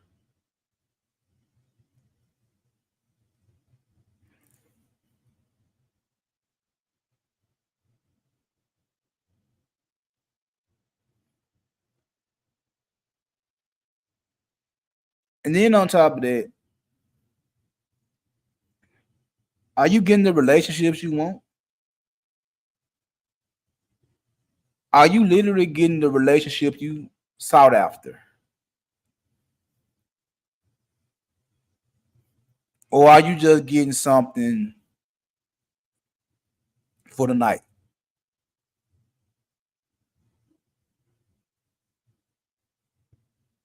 Are these the relationships you want?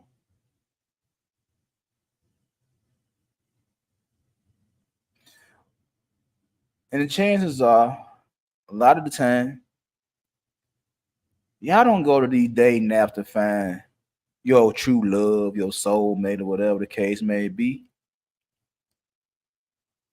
You just looking for a one night stand.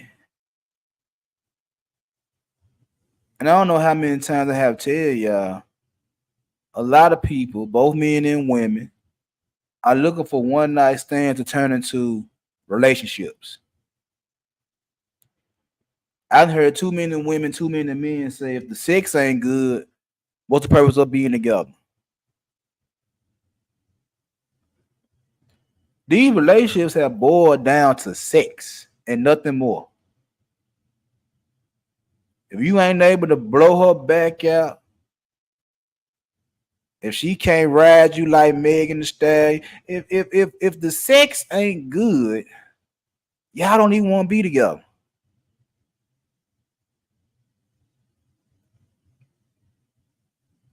That's what relationships have boiled down to, pure sex. Now, is sex an important part of a relationship? Yeah, it is. Yeah, it is. But is that the only part of the relationship? No, it's not.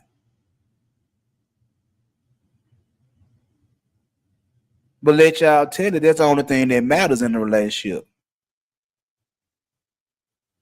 You got to be satisfied.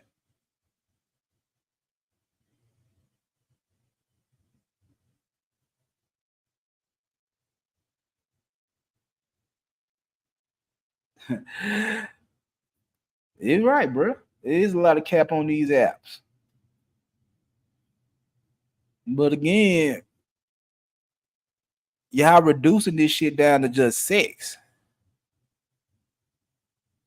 And like I said, complain about the nigga won't do nothing else. Complain about the female won't do nothing else, but you bragging about their sexual activities. But you got a problem with everything else. And in one voice, you'll sit there and say, that ain't what I signed up for. But in the next voice, you're saying, the dick good. The pussy good. But I ain't signed up for this bullshit, though.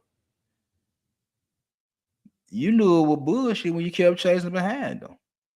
You knew it was bullshit when you were reading their profiles.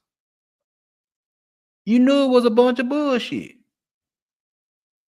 But you were willing to take that chance because you ain't had no pussy in a while. You ain't had no dick in a minute.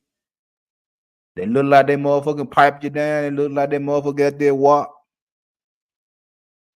And if it come true that what you believe in is true, now you want to tie them down. Now you want to make them your boo. Now you want to make them your boyfriend and your girlfriend. And they ain't bringing nothing else to the table but that sex game.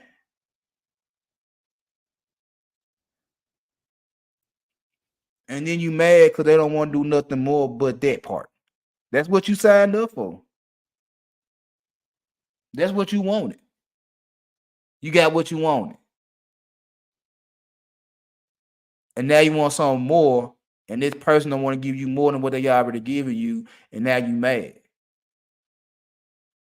Or you should have vetted better. You should have asked for more than a wet pussy and a hard dick. You should have asked for more. You didn't. You got what you negotiated. You got what was available. And you took it. And you ran with it.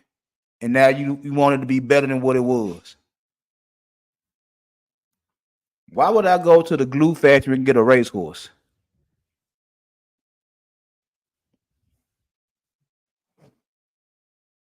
Explain to me that. Why would I go to the glue factory to get a top-notch racehorse?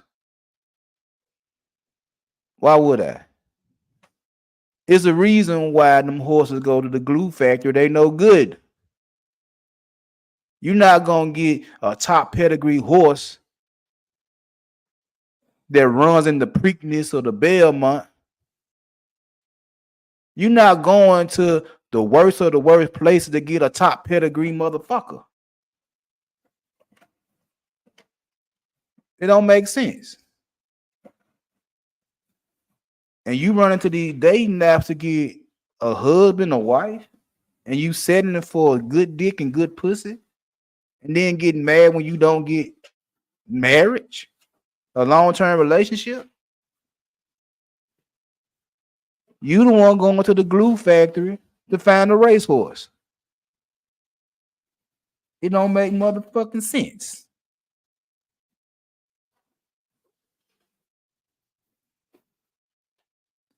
Then you got the illusion of choice. When you have too many options, that means you have no options.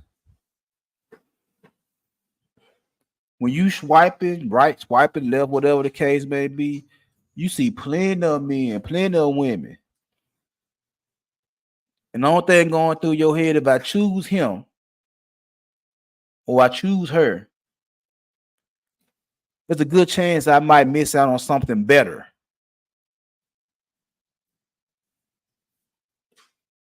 You have too many options, which means you really have none. So the truth of the matter is, you gonna always have that thought in your head that you might have fucked up and picked the wrong one. You might have fucked up and picked the wrong one. That's why a lot of people say they can't get married, they can't have these long-term relationships and all that type of shit because they so scared they're gonna pick the wrong one. That's why they want to have their options available. That's why they want to be able to move how they want to move because they don't want to pick the wrong one. But at the same time, you ain't picking nothing.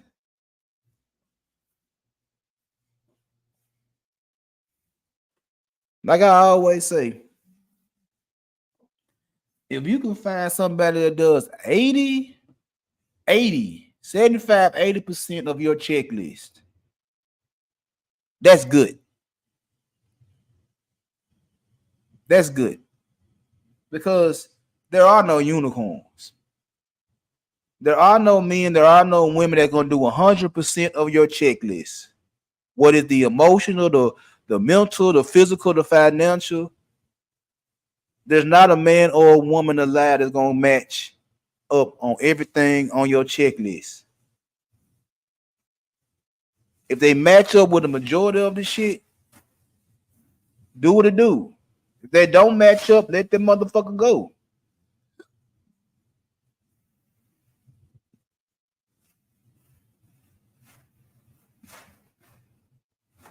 But don't sit here and think because you got all these options available that you just got all these options available.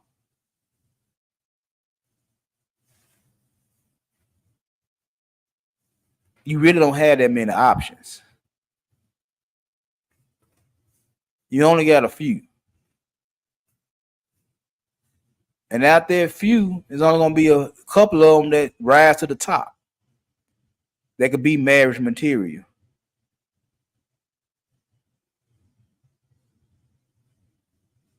Quit acting like you just have a whole smorgasbord of options.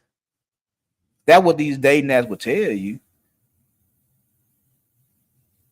You get to pick from whoever you want to pick. And don't worry if this situation don't work out, you just pick another one. Only if it was that simple. Only if it was that easy. That you could just pick up and pick who you want to pick. And if they ain't don't work out, you just put them down and pick up somebody else. It ain't that easy. It ain't that simple. Y'all wish it would, but it ain't.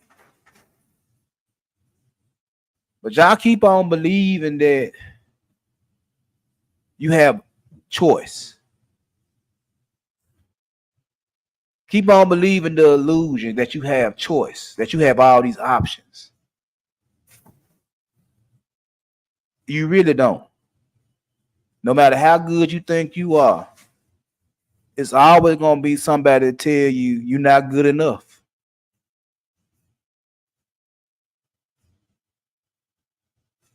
You think you got options when the options you have are none.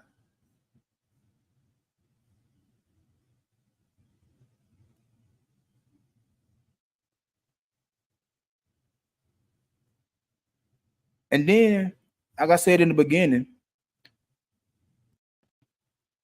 these new apps, these dating apps took away from what I came up on.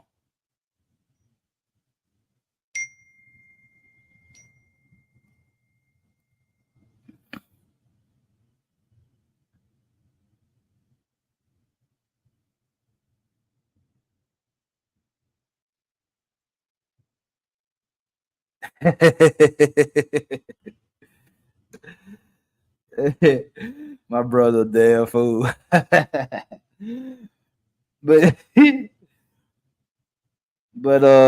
yeah, dating apps that took away the traditional approach to dating. So like I said, I came up off of either I had to go somewhere and talk to a girl, or like I said, my dating app at the time was Chatline. I had to literally be face to face with some of these girls. I had to literally work on my game. I had to literally work on my swag. I had to literally put everything together to be presentable. And hopefully I said the right thing at the right time to get a phone number.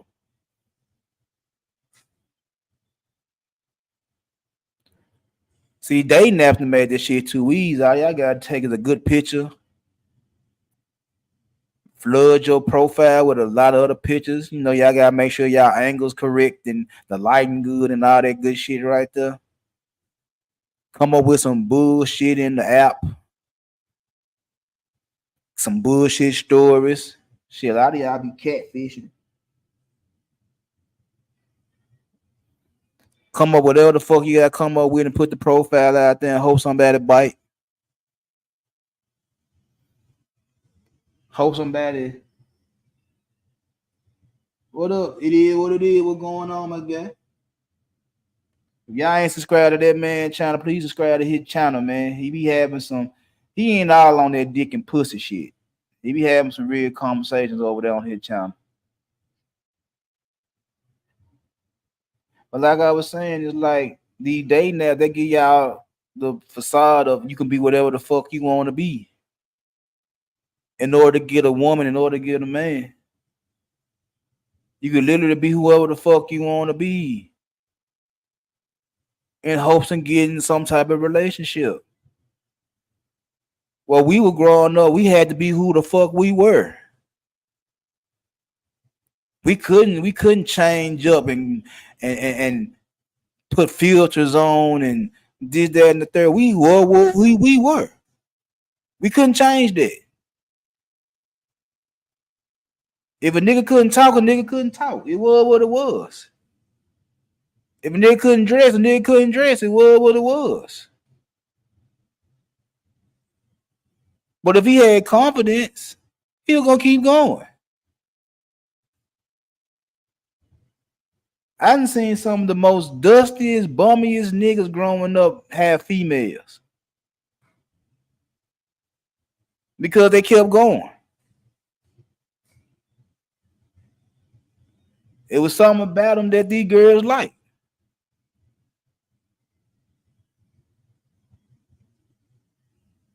I say it all the time. My damn self, I wasn't the freshest.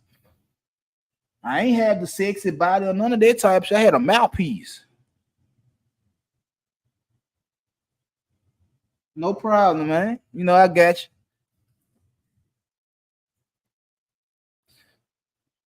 But yeah, I say to myself all the time, I wasn't the sexiest motherfucker walking. I had a dangerous mouthpiece. I could talk cash shit. My confidence was through the motherfucking roof.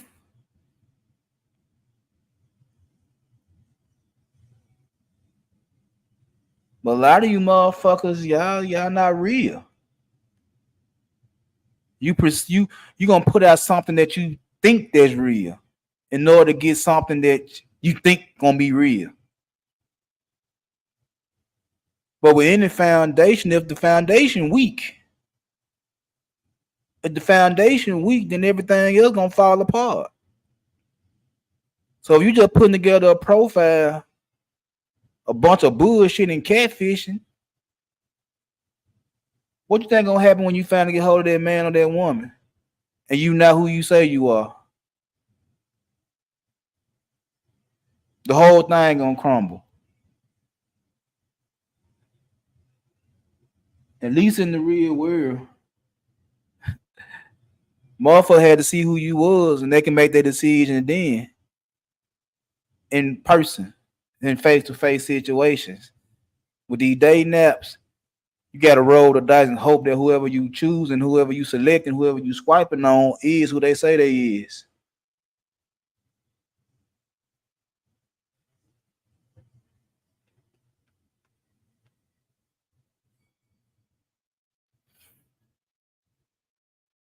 Which leads to the last part of this, and after this, I'm gonna shut this bitch down.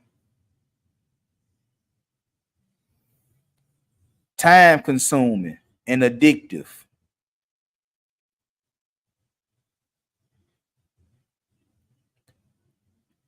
Ladies and gentlemen, these dating apps are no different than somebody being on Facebook all day. It's no different than somebody being on Twitter all day or X, whatever you want to call it. It's no different than somebody that got a con to post pics all day on Instagram. Always posting a video on TikTok all day, every day. Or doing 10-hour live streams on YouTube. It's addictive. It's time consuming. And yeah, everybody has a goal. Everybody wants something out of this shit. I understand that. I want something out of this shit. Right now, what I want is to be monetized. I want that. I'm not gonna lie to you. But I'm not finna go and do 10-hour live streams in order to get it. I have other shit to do besides being on YouTube all day. I know some of us be on there all day, gotta get them watch hours up and gotta get this, that, and the third up. Cool, whatever. That's your thing, that's your thing. But me, on the other hand, I got other shit to do besides trying to have long ass live streams when ain't that many people showing up, ain't that many people in the chat room holding engagements and shit like that for 5, 6, 7 hours.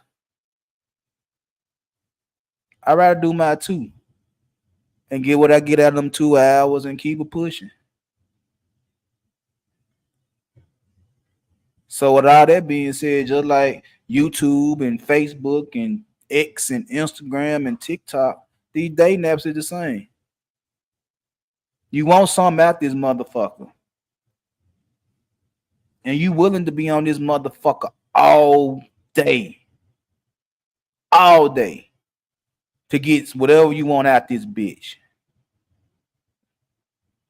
And the only thing I'm gonna ask you is that after spending all day to get one reply from a man or one reply from a female, was it worth it? Was it worth it? You kind of going through your phone, you kind of going through your iPad, whatever the case may be, just in hopes of getting one response, one like, one match, whatever the case may be, just one. And you spend 10 hours on a dating app trying to get one. Was it worth it? If you felt like it was worth it, then who am I to tell you wrong? If you addicted to that shit, you gotta come on, get on this motherfucker every day and spend 10 hours on this motherfucker. Go ahead. Do you. Just to get that one hit. But if that's your game plan every day, you spend 10, 12 hours on a dating app to get a one response, then ma'am, sir, there's no way you can be mad at a crackhead for running the streets all day trying to get a hit. Because you're doing the same thing. You're doing the same thing the junkie doing. You're trying to get that hit. And you don't care how long it takes for you to get it, as long as you get it. You'll post something and be constantly looking to see who liked it, who commented on the shit. Who double tapped it? Who shared it? Who did this? Who did that? You're no different than that junkie they're going from block to block, street to street, looking for a motherfucking hit. There's no difference.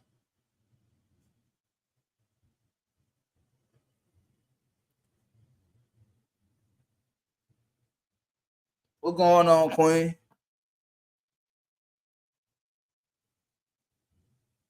Yes, the junkie. Yes, the junkie. Yes, the junkie. I'm just saying. Motherfuckers be on the day naps all day looking for one match. And then got the nerve to criticize a junkie for looking for a rock all day. When both of y'all searching for the same motherfucking hit.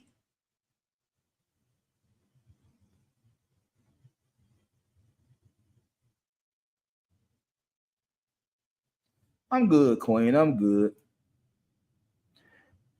I'm gonna ask you one time. Is you gonna come up here before I shut this shit down? If you are, I advise you to go and hit the motherfucking link. If you ain't, I'm finna shut this shit down.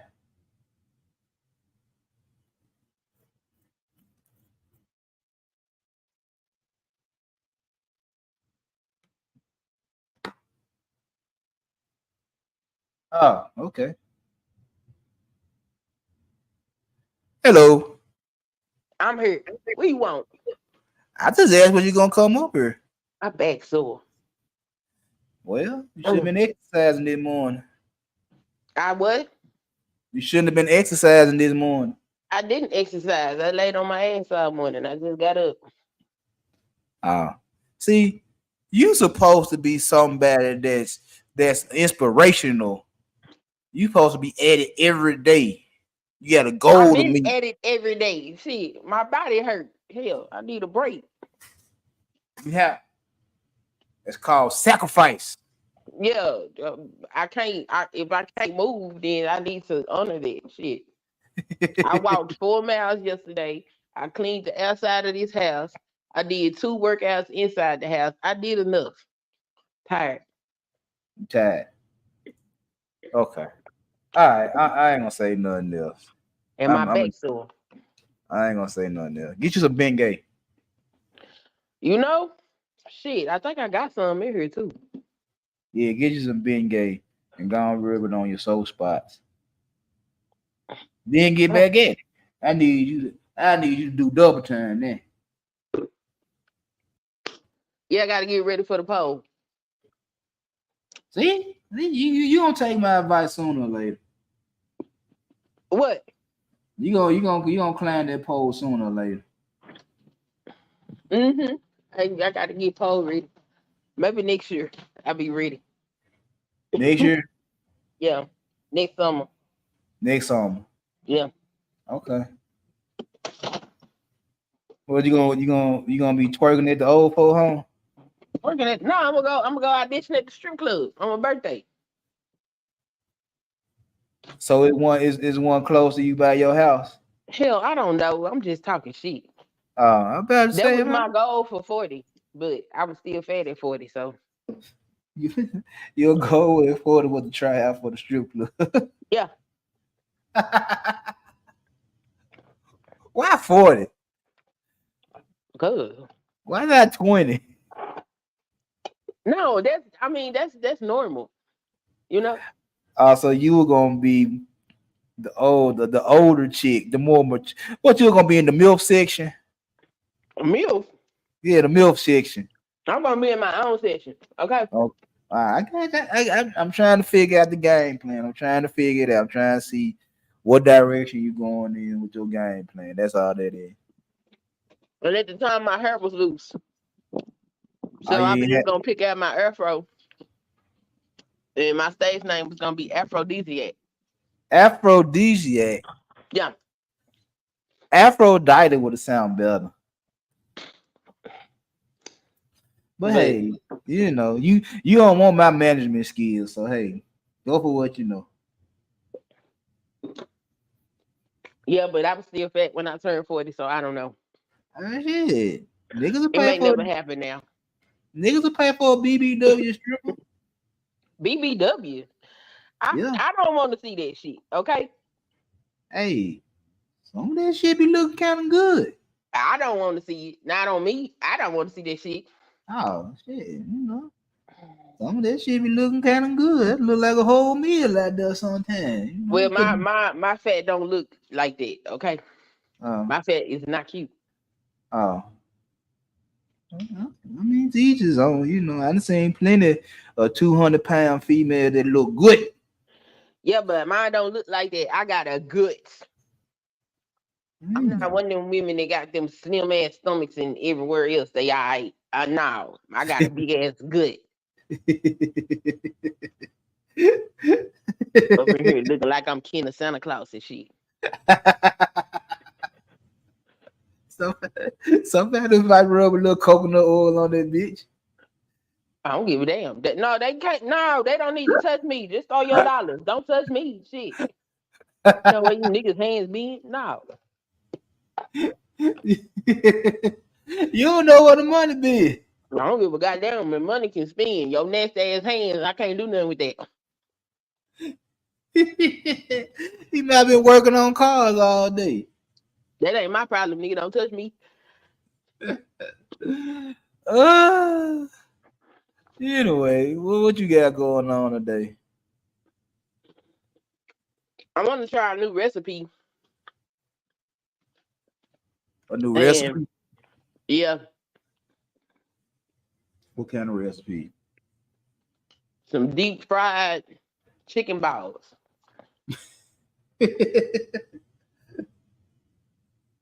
Meatballs? Chicken meatballs? So the first time I had it, it was called a stuffed pepper. Yeah. But they take this chicken and grind it up with, I guess it was cornmeal and jalapenos and shit like that, and whatever seasonings. And they rolled it up in a ball and they deep fried it. So I've been trying to recreate that recipe because the place that made it, they went out of business. And I ain't never seen it before. I done scoured the internet trying to find the recipe. I can't find it. So I'm gonna have to figure it out on my own. So we're gonna do round 2. But instead of me trying to recreate it the way I had it, I'm gonna just go ahead and tweak it my own way and see what it turned out. Well, that might be the best out because I know we went to Sound Club Sunday.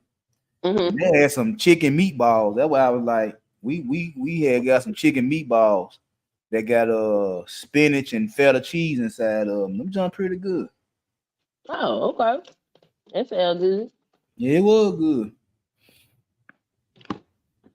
Yeah, that's what I'm finna do. Try to recreate this recipe. Trying to see if I need to go get on the bus and go to the store. Whew. Shit. I'm tired. I'm mad you said they chasing the same high. They is not chasing the same high. What the hell was that? Oh, that was my phone. They is not chasing the same high. A junkie is trying to get high. Okay. Damn, I don't know what you call them on the dating app. They trying to find a date. They trying to get high too. They trying to find love. They not trying to get high. Love will give you the same high as a damn rock. Where you get that from? Real life. I don't know nothing about that. That's what I'm saying. My high is gonna be fun. I'm jealous of the people that have fun when they get high. Cause my high don't be fun. My high be like, bitch, let me tell you about yourself. My high was fun last night, boy. My high is rarely fun. My high be like, sit down in the corner, let me talk to you. Like, damn. You turn into the school principal when you get high, huh? No, I be inside myself. That's why I don't smoke now. I mean, I would like to because that's how I initially began using cannabis. But I can't smoke right now. So I just take my little edibles and go on by life. But I don't partake around other people. Mm-mm. That's too much energy. Mm-mm. Yeah, I mean now in my age now, I like getting high at the house by myself. Yeah, I don't need nobody else around because my like I said, my hobby talking to me. Like, were you a good person today? Are you sure? I be thinking I'm good. Like, you remember that? Oh, come Do on, you be man. Now I gotta go apologize for that. you be answering yourself when you talk to yourself? Hell yeah. You don't Yep. answer yourself? You just leave yourself with open-ended questions? Yeah. No, I answer myself, me, myself, and I. We See, just have a whole that's how I know you crazy. me, myself, and I have whole discussions. All three of us sit down at the table and we talk about it. Okay. Well, like that Mhm. Spider-Man, that Spider-Man meme I haven't seen it. with the 3 Spider-Man. I ain't seen it. Ah, yeah, You'll that have what to you. send it to me. I gotta find it. But nah, man, I just like smoking in my house now. I'm the only one that smoke in the house too. I ain't got to share. I ain't got to pass that motherfucker to nobody. None of that shit. Now I'm not gonna share. Even when let's say I do decide I'm gonna smoke around other people, I'm not sharing shit. Okay.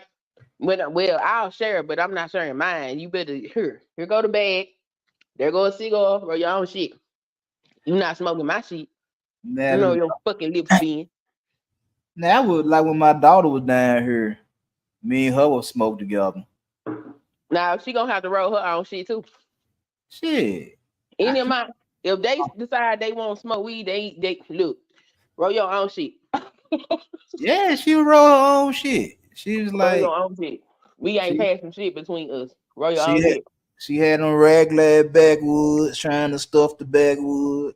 And I used to cuss her ass out all the time. I said, man, look, you trying to stuff this motherfucker. That motherfucker ain't even roll right.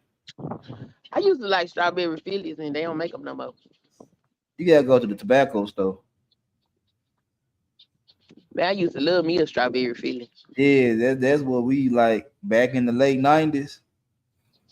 Yeah, we go get the Titan junks, the chocolate junks, the strawberry junk. Like we could stuff a Philly. But what's so funny is that the cigars done got smaller, and niggas be swearing they be like, nigga, I used to roll big ass Phillies. Oh, did you see the nigga that's trying to be Trump vice president? Ooh, This nigga sat up there and said that black families was happy and stronger doing Jim Crow. Oh, no, you gonna have to get your black ass somewhere else. You can't. it's a black man running. He is vying to be Trump's running mate. And he said black family was better than Jim Crow. Yeah, nigga said Jim Crow. I say, oh hell no. Hell Ah, no. Then he had a cigar in his hand when he said, I said, this nigga been listening to the manosphere. This is fucked up. really? I mean, it is what it is. But I It don't is what it know. is, my ass, nigga. He Nah, could have gave a man. date. That nigga said Jim Crow. Like, nigga, you really just gonna stand up in front of these white folks and basically say, yeah, we'll do better if y'all put us back in chains. Bitch, what's wrong with you? I'm tired of these niggas. I'm tired of them. I'm sick and tired of them. Somebody I need to get some tar. I'm gonna feather their ass in the square. ain't that some old school country shit? Yes, tar and feather these niggas, cause that's what they need. Like, what would possess his black ass to stand up there and say some shit like that? Well, let's just entertain that conversation. Let's entertain that conversation. Since black people been out of Jim Crow, out of slavery and shit like that, have black people became better as individuals or better as family? Uh, I don't even really know how to answer that shit for real. Okay, Our now data all fucked up. Our data is fucked. that what I know. Like, Cause you'll sit there and say black people individually, both black men and black women have become better individually. So why is it that we're so terrible together?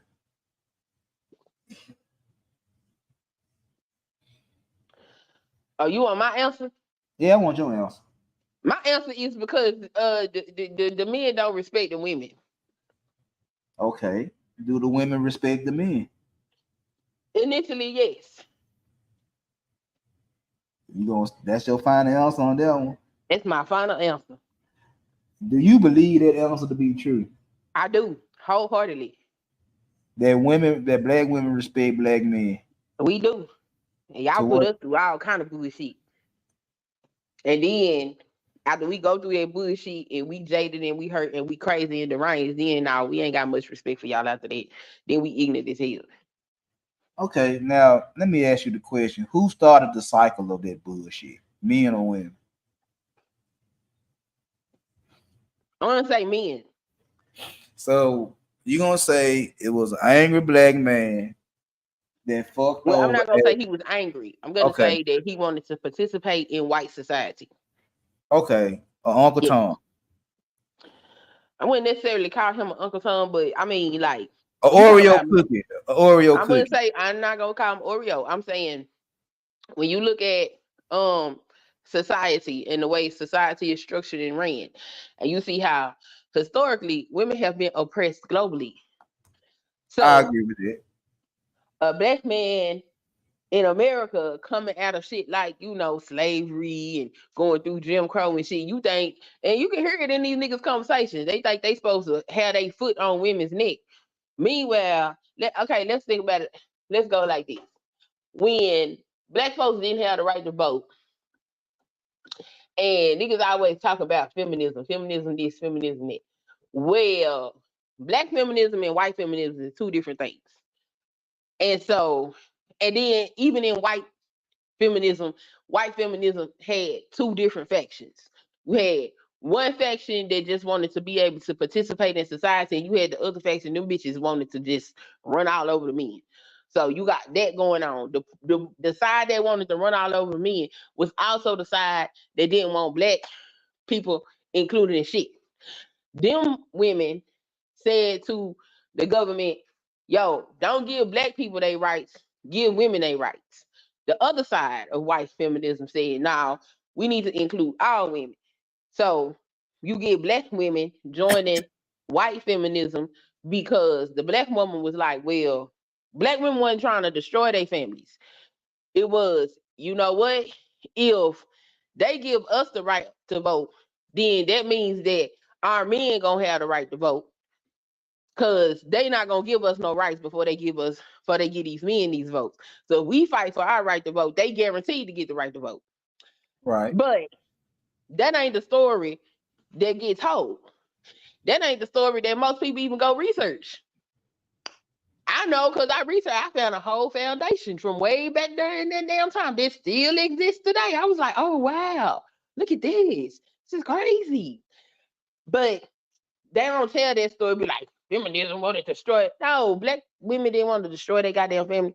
But what you ain't finna do is these niggas ain't gonna give you no job. I'm talking about the white niggas. The white niggas won't give you no job, but they'll tell me I can come in and clean their goddamn toilets. Okay, so the income coming in because I get to work and you don't.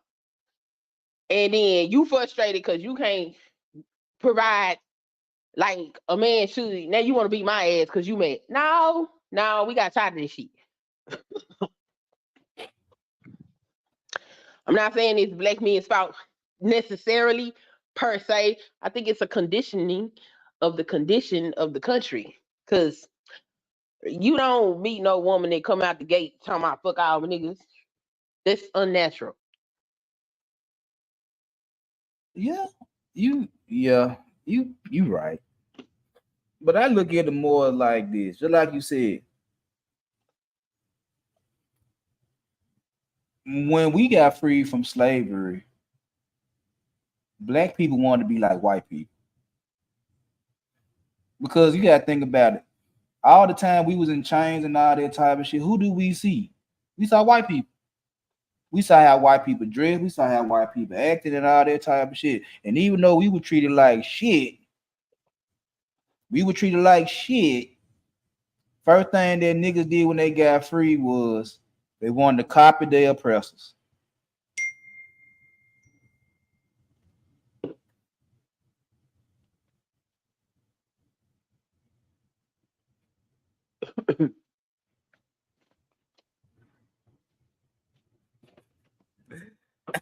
Hello. Yeah. So that's what I really believe in that shit. It's like both the men and the women wanted to copy their oppressors. And just like you said about the whole feminism shit, you had some women that wanted total role, they wanted to run over men, and you had some women that just wanted their positions to be alongside of men. Now, if you look at shit today, do black women want to be on the side of men or do they want to be on top of men? Black women want to take care of their motherfucking kids.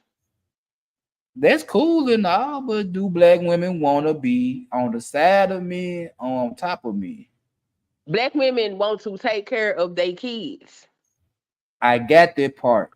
So there is no be aside, behind, none of that shit. I didn't say behind. I said on No, the whatever side. the question is, it ain't got shit to do with it. It got to do with I need to take care of my children. Okay. There's nothing wrong with a woman taking care of their children. I like women that take care of their children. I hate women that deny their children. I agree with you. What I asked was, do And women I'm telling want you, to? that's not part of our agenda. That's what Well, I'm trying to tell you. what's the female agenda then? I'm trying to They find want to it. take care of their children, dude. I got Like, that I part. don't know where these narratives that these men come up with, but I'm telling you, I'm a woman. I know. I remember when these women started climbing corporate ladders and shit. It gave them money to provide better for their children. And most of the time, the man that they had these children with wasn't nowhere the fuck around. Then women want to provide for their children. That's If not a problem. motherfucking baby daddy would take care of his motherfucking kids, then you wouldn't have a whole lot of these women out here throwing their education in their face and all of this type of shit. That shit comes from resentment. That shit comes from struggle. That's where that shit come from. So to say who want to be on top, that's a male mindset. That's not where women are. Not So black women. Now you know you can go get some of them goddamn white women. That hey, that's a different situation over there. Yeah. okay, so again, if white women do it, what makes you think black women don't do it? Remember what I told you? You had one faction that simply just wanted to be able to participate in society. Right, And you had one faction that was ignorant as hell. right.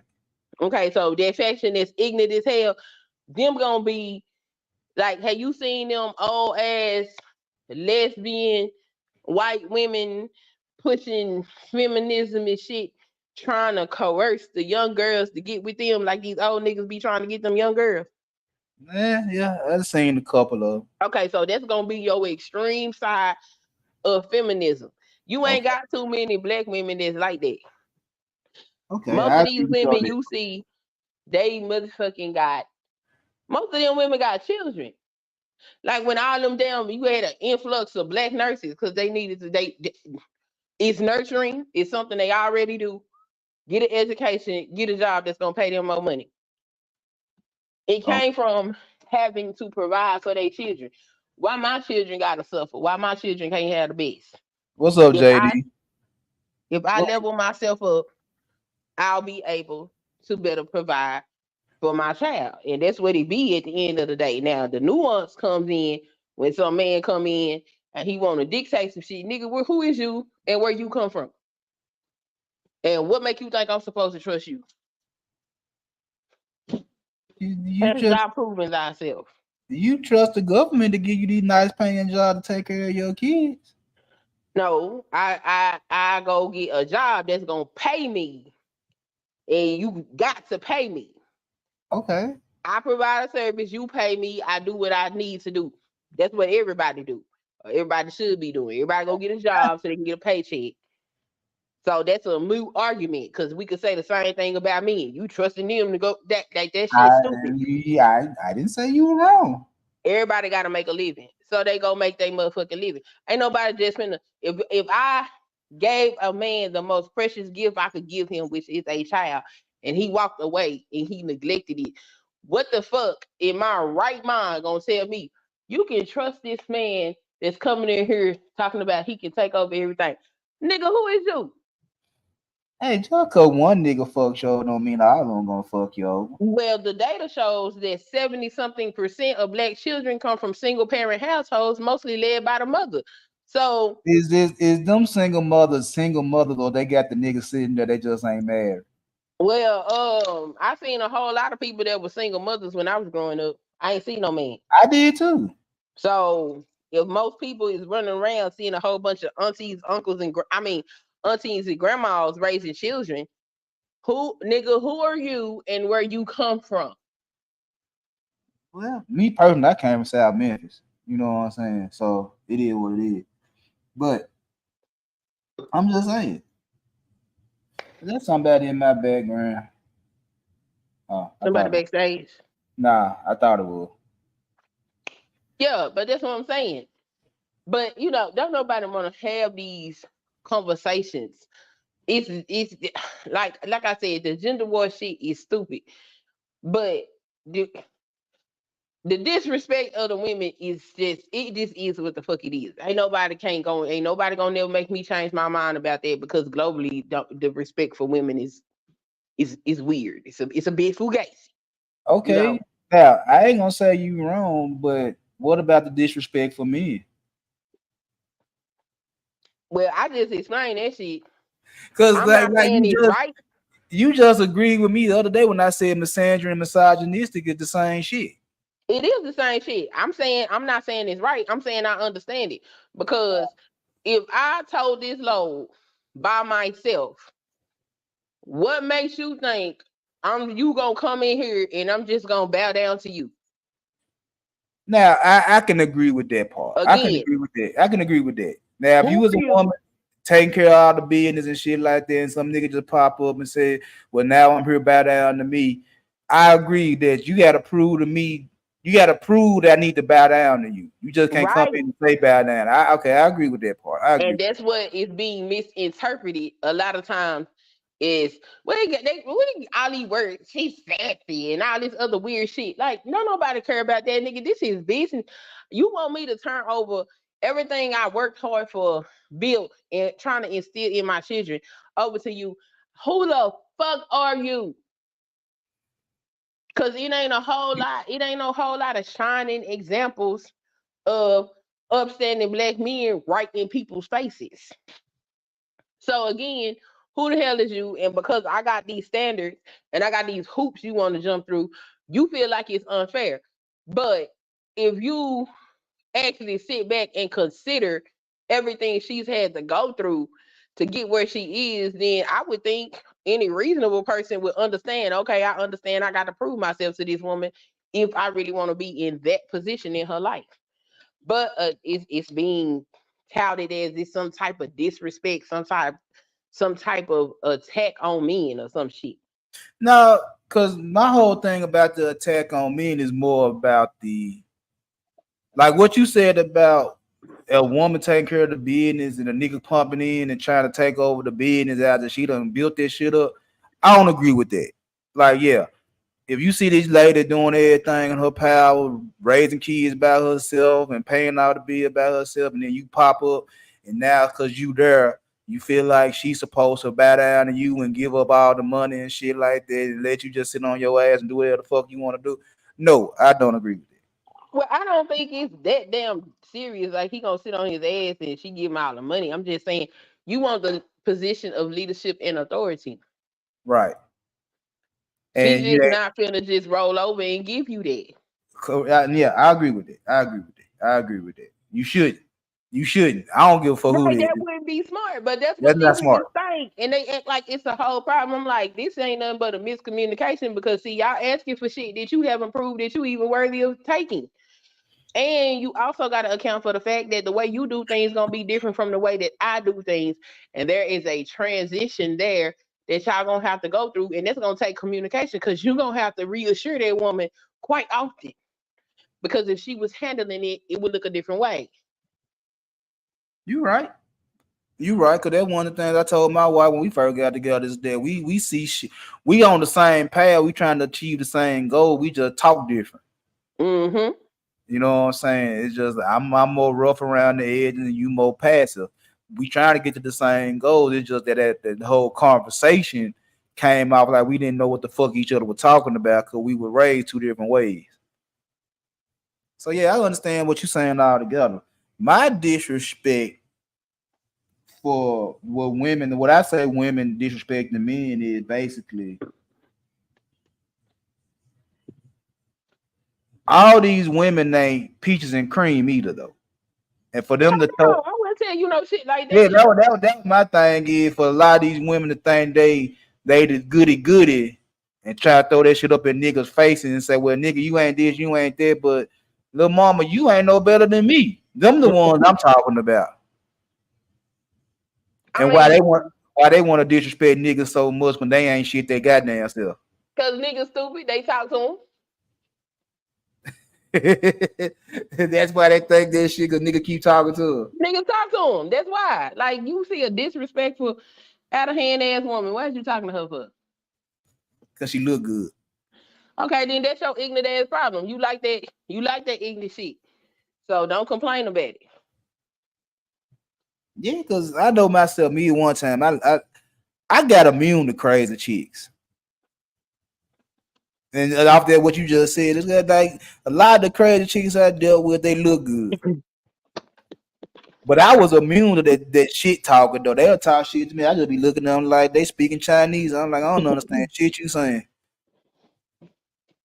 So but that be the thing with me is that, like you said, you'll talk to one of these females that look good, they be talking crazy to your motherfucking ass, and then you'll get mad because she talking crazy, but you knew she was talking crazy in the beginning. A woman that's disrespectful, and I'm talking about disrespectful brings you no value, should be ignored. I agree. Just like me personally in these spaces, people don't understand this shit. Because you disrespect me, I'm moving the fuck around. I gotta go. I'm not finna entertain you. I'm not gonna be around you. I'm gonna go. They be like, they don't understand it because they so used. See, if you want some functional things, you gotta start displaying some functional behavior. True that. Functional behaviors don't entertain bullshit. True that. You right. When people don't entertain bullshit and think they're gonna get good results. No, you ain't. You gonna get some bullshit results. You might get some happiness in between it, but you gonna get mostly bullshit. Yeah, the negatives gonna outweigh the positives all the time. Yes. And so, as far as I'm concerned, a lot of these conversations in the relationship spaces is basically arguments about how they can continue to entertain dysfunctional nonsense. Like, y'all niggas dysfunctional. Y'all like this shit. That was like I was saying yesterday. Is like motherfuckers go after the worst of the worst so they can keep on complaining about the worst of the worst. I think people go after the worst of the worst, so they don't have to improve themselves. Because anybody that's worth having, they got something about themselves, they not gonna deal with your bullshit on a certain level. Like certain shit they ain't gonna tolerate. Which is why you will see got her shit together, go date or tie herself to a baby boy. Not a baby boy. Yeah, he's easily controlled. Yeah, motherfuckers that ain't got shit easy to control. Yeah, she can control him now. She probably can't control him keeping his dick in his pants or nothing like that. But she can dictate to him on a certain level. She can go to him because she can control him. So I think a lot of times these people choose people that is less than par or, for lack of a better terms, beneath them because they can control them. And they don't have to level themselves up. Because if he ain't shit, how he gonna tell you your shit stink? Yeah, I said there yesterday. It's like I was saying, it was like basically you won't go out the, you know, the people above you, you scared of them, right? Yeah. You scared of them. The people that's on your level, you don't want them. So the people that's beneath you, you'll fuck with them just for the simple fact, like you said, I can shit on you anytime I feel like, because I'm better than you. Mm-hmm. And it ain't nothing you can say to me because I'm better than you. Yep. So yeah, I was saying that same shit yesterday. So we might be on to something.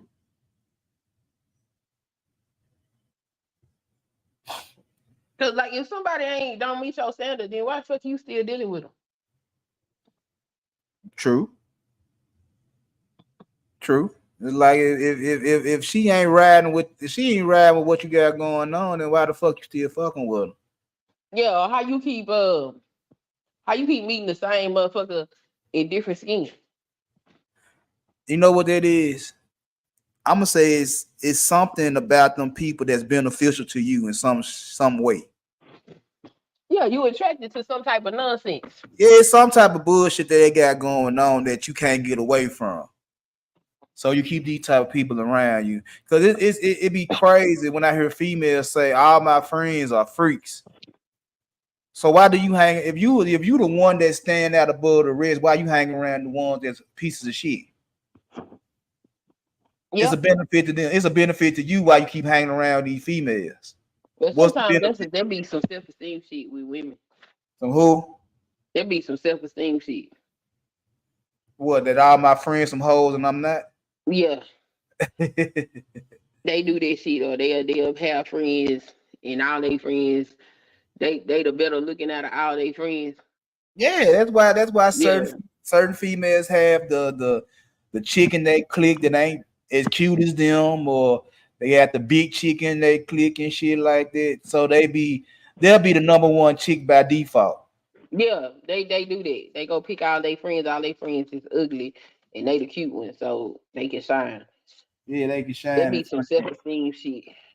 Yeah. I don't know if men do that shit, but I I, know that's what the girls be on. I mean, if I would say anything, I would say like in high school, when I was in high school, niggas I knew in middle school didn't want to hang with me no more Oh, I because mean, well, that's just high school shit. that's what I'm saying. Is like, so they want to hang around motherfucker that was dressing a certain way and acting a certain way and shit like that. And I was still stuck in my, fuck it. I'm at school thuggish type shit. You know what I'm saying? Hmm. So as we went from 9th grade to 12th grade, these niggas, they would look at me like I was beneath them because they were doing some shit that I wasn't doing. And I'd be like, well, bro, it is what it is. I ain't finna kiss your ass to be part of your clique either, though. Right. You know what I'm saying? I'd rather be by my lonesome and do my own thing than to kiss your ass just to be part of the clique. You know what I'm saying? So it's there. I don't know if they do it as much as women do it, but it be there. I mean, you hear it on these damn channels. It's like, man, some of these niggas But separate this they. space is high school, so I mean, Yeah, I it's mean, high not high school. school. This shit ain't high school. This shit junior high. Well, whatever you want to call it, but you hear Shit. these niggas. Why you fucking with the Pookas and the Ray Rays? And I'm a 6-figure nigga. Why you like fucking with the fuck boys? Because maybe the fuck boy know something that you don't know about the women. I mean, we hear these shit all day, every day. So it ain't like nigga just got away from it. It's crazy that you grown and you still had to go through that shit. And this just because these motherfuckers ain't got no maturity level. That's all that is. It's a lack of maturity. It is what it is. Ooh, The hell you yawning for? you finna lay down. Oh, sleepy ass. Hey, that's why I said, did you have anything to say before I shut this shit down? Wake your punk ass up. Nah, you tired, nigga. I'm tired. I'm tired too. Why? You been working out? Have I been working out? Yeah. Yeah. Yeah. What you been doing? Group activities. Group activities. Yeah. Oh, you been stroking and now you tired? Yeah, you know, I had some couples therapy last night. Couples therapy. Mm-hmm. Yeah, yeah, yeah, yeah, yeah. And now you tired. Yeah, yeah, yeah, yeah, yeah. You know what I'm saying? Look at I your ain't age. I ain't in my 20s no more, you know what I'm saying? Can't bounce back. Can't bounce back like I used to. Tragic. Tragic. Get you a 5 hour energy. I'm sitting up here drinking some whiskey lemonade. Whiskey lemonade, Yeah, Crown got a lemonade. So I bought a can so I could taste it. It's not bad. Crown Royal. Yeah, on ice. I don't know, man. All these motherfuckers be coming out with all these different drinks and shit, and that. Like, That's man, because we live in a capitalistic society. So you're gonna keep seeing bullshit and in a minute everybody gonna be trying to sell everybody something. man, I like my Crown regular. Like, let me mix my own shit. You know what I'm saying? I don't want you to send me no apple crown. Have you ever had it? For apple crown, Mm-hmm. yeah. I'm just saying it's like, What about peach? nah, I ain't never had a peach jump. And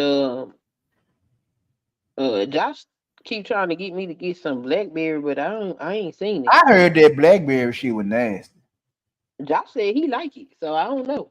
I mean, that's what I heard. I don't know nobody personally that drunk it. I heard a lot of people on TikTok was reviewing it, and they said it wasn't all that. So I don't. Josh been telling me to get it for weeks, but I can't find it. Cause he Well, said he like it. And every time he out, that's what he have. He be talking about his glass of blackberry cream. well, I mean, you know, all I can say, try and tell me what it tastes like. I ain't picked it up yet. I drink tequila, so I don't know. I'm surprised. Yeah, that used to be my drink. I drink tequila in the summer. Well, I don't drink as much no more, but when I used to turn tequila up in the summer and Yeah, give me a good bourbon, tequila. Give me a bourbon good, in the winter. yeah. Give me a good tequila and a Sprite. Mix that shit together. Fine. Yep, tequila in the summer, bourbon in the winter. But now I just mostly stick to my wine because Now I might drink whiskey in the wintertime when it's cold. yeah, I like whiskey, but I prefer bourbon. I like that oak finish on it. The hell, feel like something pulled my goddamn hurt. Ah, damn it, that hurt. I don't know what the hell you got going on over there. My pearls grabbed a piece of my hair and was pulling it. It hurt. Oh, Oh, I need to do a get ready with me. I haven't done one in weeks. I don't feel like it though. I don't want to. well. Yeah, I'm finna get ready to shut this joint down. I need to give me a little nap. Well, have you a good Friday and a good weekend. You got a stream this weekend? I haven't planned one. You I gonna what? know your You ass is going to be over here interviewing Instagram hoes on the weekend and shit. Man, them bras be they don't. You know what be so funny? What? Them motherfuckers they willing to sell me content, and I'm like, I just want to interview you. I don't want your content. When I say I want to interview them hoes get ghosts. Yeah, because they only about their money. They hoeing, bro. What you talking about? I'm about no damn interview. The fuck? I don't want to talk to you, Nick. You gonna pay me to talk to you? I give You you a say you couple. gonna pay them for the interview? They might not run away. I mean, I'm not against it. I mean, I'm saying you tell them, hey, I'll pay you. They'll probably listen. Yeah, I done told a couple of them that like depending on what level they is. I said, man, I shoot you a couple dollars for an hour of your time. You know what I'm saying? Yeah. And motherfucker be like, nah, I just you want to buy some content? Like, nah, I don't want to buy your goddamn content. You want to sign up to my only? No, I don't want to sign up to your OnlyFans. Can we just have an interview? Yeah, you know, some of them probably ain't smart. That would I be like if I'm willing to give you X amount of dollars for an album, why you just can't take that instead of trying to say, well, you want to FaceTime for 25? Like, what? Why? So they can jiggle their titties in the camera and you ain't ask them no questions. So I just supposed to pay you to look at you jiggle. Yeah, you know. Man, there's a lot of free shit for me to do that. Shit, And you know they in the sex department, so you know they hoeing shit. I know that. That's why I'm saying there. Like, look, I want motherfuckers to get to know you. Now, what you do? They ain't no real prostitutes though. Huh? I said they ain't no real prostitute. That's what I know too. It's like it'd be different if I caught you outside on the streets and shit like that. Then you have every right to say what you gonna say, but you on Instagram. And that's what I'm saying. Okay, let me take that. They ain't no real whores. Okay. Yeah. They not business women. That's what I'm trying to say. Yeah, they not business women because I'm looking at it like this. If a nigga gonna pay me a certain amount just to talk versus a nigga paying me a certain amount to show my ass, the easier thing for me to do is to sit down and talk. I need to eat something. I don't know what I'm gonna eat. Wouldn't you agree with that? Mm-hmm. That's the easier thing is to get the money and just hold the conversation. Then they try to get the money and shake your ass. I mean, but they probably don't have that type of mentality. They probably just dumb. And I'm seeing that. That's why I was like, man. That's why they Instagram hoes. Come on, man. That's why I'm like, man. You probably do better going over there on OnlyFans. You probably have a more intellectual audience. Probably, maybe. Because OnlyFans is sort of like YouTube. You have to have you gotta have some type of business structure to be successful. Because I realized that these motherfuckers would rather sell me content than have a conversation. Mm-hmm. Crazy. Look, I'm finna shut this shit down. Well, you have a good weekend. See you later. I appreciate you jumping up here. No worries. All right, man. Yeah, I'm finna shut this shit down. Getting a little sleepy. Probably I just need to eat something. I don't know. But yeah. Hope everybody enjoyed that time that was over here. And hope y'all have a good weekend.